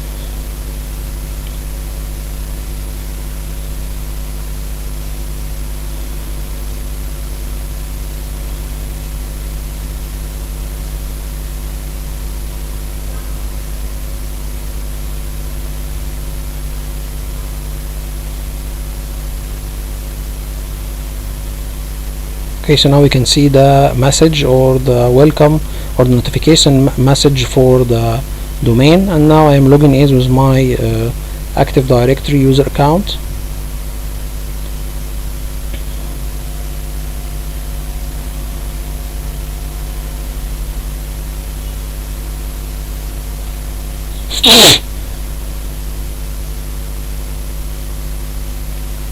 So we can see here that the background, it is here he's applying the login script.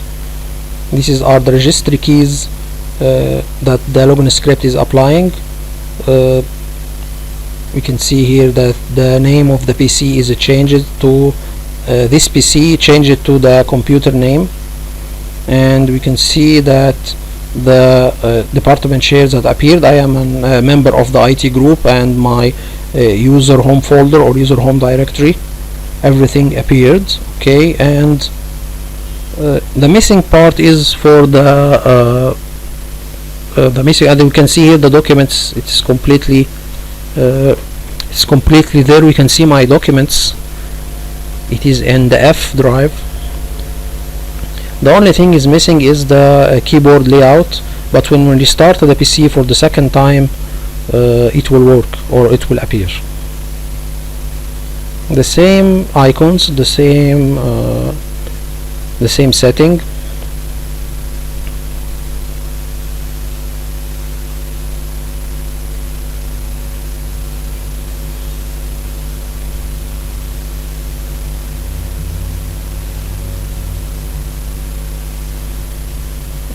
Sorry, if I make a restart and then log in again, we can see that the keyboard English and Arabic will be added. Okay,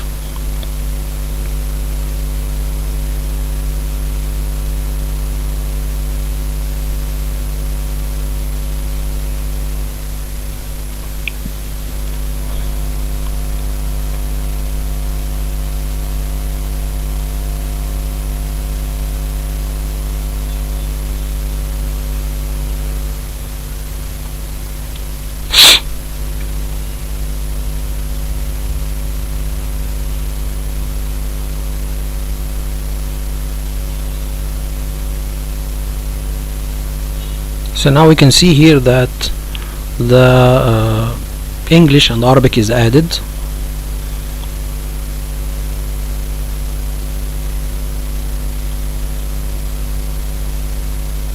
So now we have a complete template, or we have an Azure template applied, and we have joined this workstation to the domain. We have all of our domain setting applied. So now I think this is the end of our video. Okay, but just make sure. Anyway, so now we have the ending of our video, but I need to tell you something, because I have said before that you can make a Sysprep not through the PowerShell. As I said before, we can here make the virtual machine and do necessary changes and make a Sysprep, and then taking the image could be done not using the PowerShell but using another method. So this method I have discussed it before, but I will show you all, because I have done this before in the Marvel, but I can show you all screenshots for the process because I didn't record it. So anyway, let's go and show you all the process. Okay, the first thing that we need to know is this one. Okay, here you will open, this is the virtual machine that we need to have an image from it. We will go and tell him capture. Okay, so this is the virtual machine after installing the programs and everything, and making, by the way, this is the virtual machine after installing everything and making a Sysprep, and the virtual machine is stopped, or the system or the Sysprep is done, and the Windows 10 operating system is shut down. So we are now in the process of capturing the image. You should make a Sysprep for the machine, and you should install everything as the graph says. So we are here in this step. Let me show you again. So here we have go there and created and done the 3 steps here, and we make a Sysprep and shut down, and then we are in the process of, or in the phase of the PowerShell, which we will exclude. Okay, we will now do this. We will go to the virtual machine and tell him capture. This is the first thing, and then sorry guys, here this is the first thing. Okay, this is the first thing. You tell him capture, and after you click on capture, what will appear for you? After clicking capture, we will have here something called create image. You will name the image and tell him to put this image in what resource group, and you can tell him, okay, that here he will make, or he will deallocate. Anyway, so sorry, he will tell him the resource group, or the image, or the name of the image, and where he will put it, on which resource group. And here is an option, tell him to automatically delete this virtual machine after creating the image. So you can choose this. Okay, so anyway, we will name the image. Okay, sorry guys, we will name the image, this is the second thing, and then after that we can tell him to automatically delete the image if you need. Here we choose the resource group. okay, and then after that we tell him to create image. He will begin doing 3 steps, the same 3 steps that the PowerShell does, okay, for deallocate and generalize an image. He will do it from a graphical interface. So you can see that the first step is to deallocate or stop the virtual machine. This is the first step. This is also in the PowerShell. And then generalize, the second step, and the last is to create the image. Okay, so this is done. We can see here, okay, he is now in the step number 3. He have generalized. He first stopped the virtual machine. This is the first step in the PowerShell. Generalize, the second step in the PowerShell. The last step is the creating of the image. So if you can see here, this is all the same 3 steps that I have done, but he done it through a graphical interface. So now what we will do after that, we will see that when we open all services and create and click on everything and on images, okay, we will see our image there. Okay, so he placed it here, so we can see this from here. Okay, here is the image. Okay, in the images, this is our image. So when we click on this image, we can create a virtual machine from the image directly. I will show you all this. So now what we will do, we will click on the image, and then we will have an icon called create VM or virtual machine, or a new Azure virtual machine. So we will create an Azure virtual machine from the image. Okay, so now we will open this. Okay, he will get us to the after creating on create VM from inside the image or from inside the Azure image configurable item, and then we will choose the resource group, the name of the virtual machine. He has already chosen the image for us, which is the image that we have captured from a couple of minutes, and then review and create. So I will show you all this. Okay, this is the image, name of the image, and then we can type everything that we need. Okay, and at the end he will begin creating the new Azure virtual machine and install the image we have captured on it. So this is the second step, or this is the second method to capture an image, not by PowerShell but by Azure cloud interface. Hope this video is informative for you all. I think the upcoming video will be the last in the series. Hope this video is informative for you all, and would like to thank you all for viewing. The next video we will discuss how we can create Azure storage accounts, and we can benefit from it not only to run PowerShell module but to store users' data on it. Thank you so much.